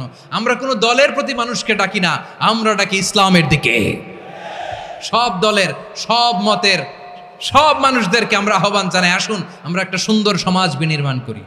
এই যে নতুন বাংলাদেশের এক সুযোগ এসেছে, আর জীবনে হয়তো আসবে না, সামনের 100 বছরে এই সময় আসবে না। আসুন দেশটাকে আমরা সাজাই, আসুন আমরা দুর্নীতি বন্ধ করি, আসুন আমরা চাঁদাবাজি বন্ধ করি, আসুন আমরা দখলদারিত্ব বন্ধ করি, আসুন আমরা এক দল আরেক দলকে নিশ্চিহ্ন করার যে রাজনীতি, এটা বন্ধ করি। সব দলের প্রতি আমার আহ্বান। আমি কিছুদিন আগে একটা নিউজ দেখলাম, ওই যে লন্ডনে বসে জনাব তারেক রহমান সাহেবকে আমি ধন্যবাদ দিতে চাই। উনি সংবাদ শোনা মাত্রই ওনার দলের অনেক চাঁদাবাজকে উনি বহিষ্কার করেছে। I do appreciate. প্রতিটি দলের এরকম ইনিশিয়েটিভ নেওয়ার দরকার আছে না নাই? যে কোনো দলে এই প্র্যাকটিসটা থাকার দরকার আছে না নাই? চাঁদাবাজদের সাথে আপনারা নিজেদেরকে মুক্ত ঘোষণা করবেন যে এরা আমার দলের কর্মী হতে পারে না। আমরা চাঁদাবাজ মুক্ত বাংলাদেশ চাই, জুলুম মুক্ত বাংলাদেশ চাই, ফ্যাসিজম মুক্ত বাংলাদেশ চাই, গুণ খুন খারাপি মুক্ত বাংলাদেশ চাই। আমরা নতুন ভোরের বাংলাদেশ চাই। ওই বাংলাদেশ পাওয়ার জন্য মুনকার প্রতিরোধে, অন্যায় প্রতিরোধে যদি বাঘের বাচ্চার মতো, আবু সাইদের মতো 2 হাত উঁচু করে বুককে টান টান করে প্রসারিত করে দাঁড়াতে হয়, রাজি আছো মুসলমান? কারা কারা রাজি? আল্লাহকে হাত দেখিয়ে প্রতিজ্ঞা করো।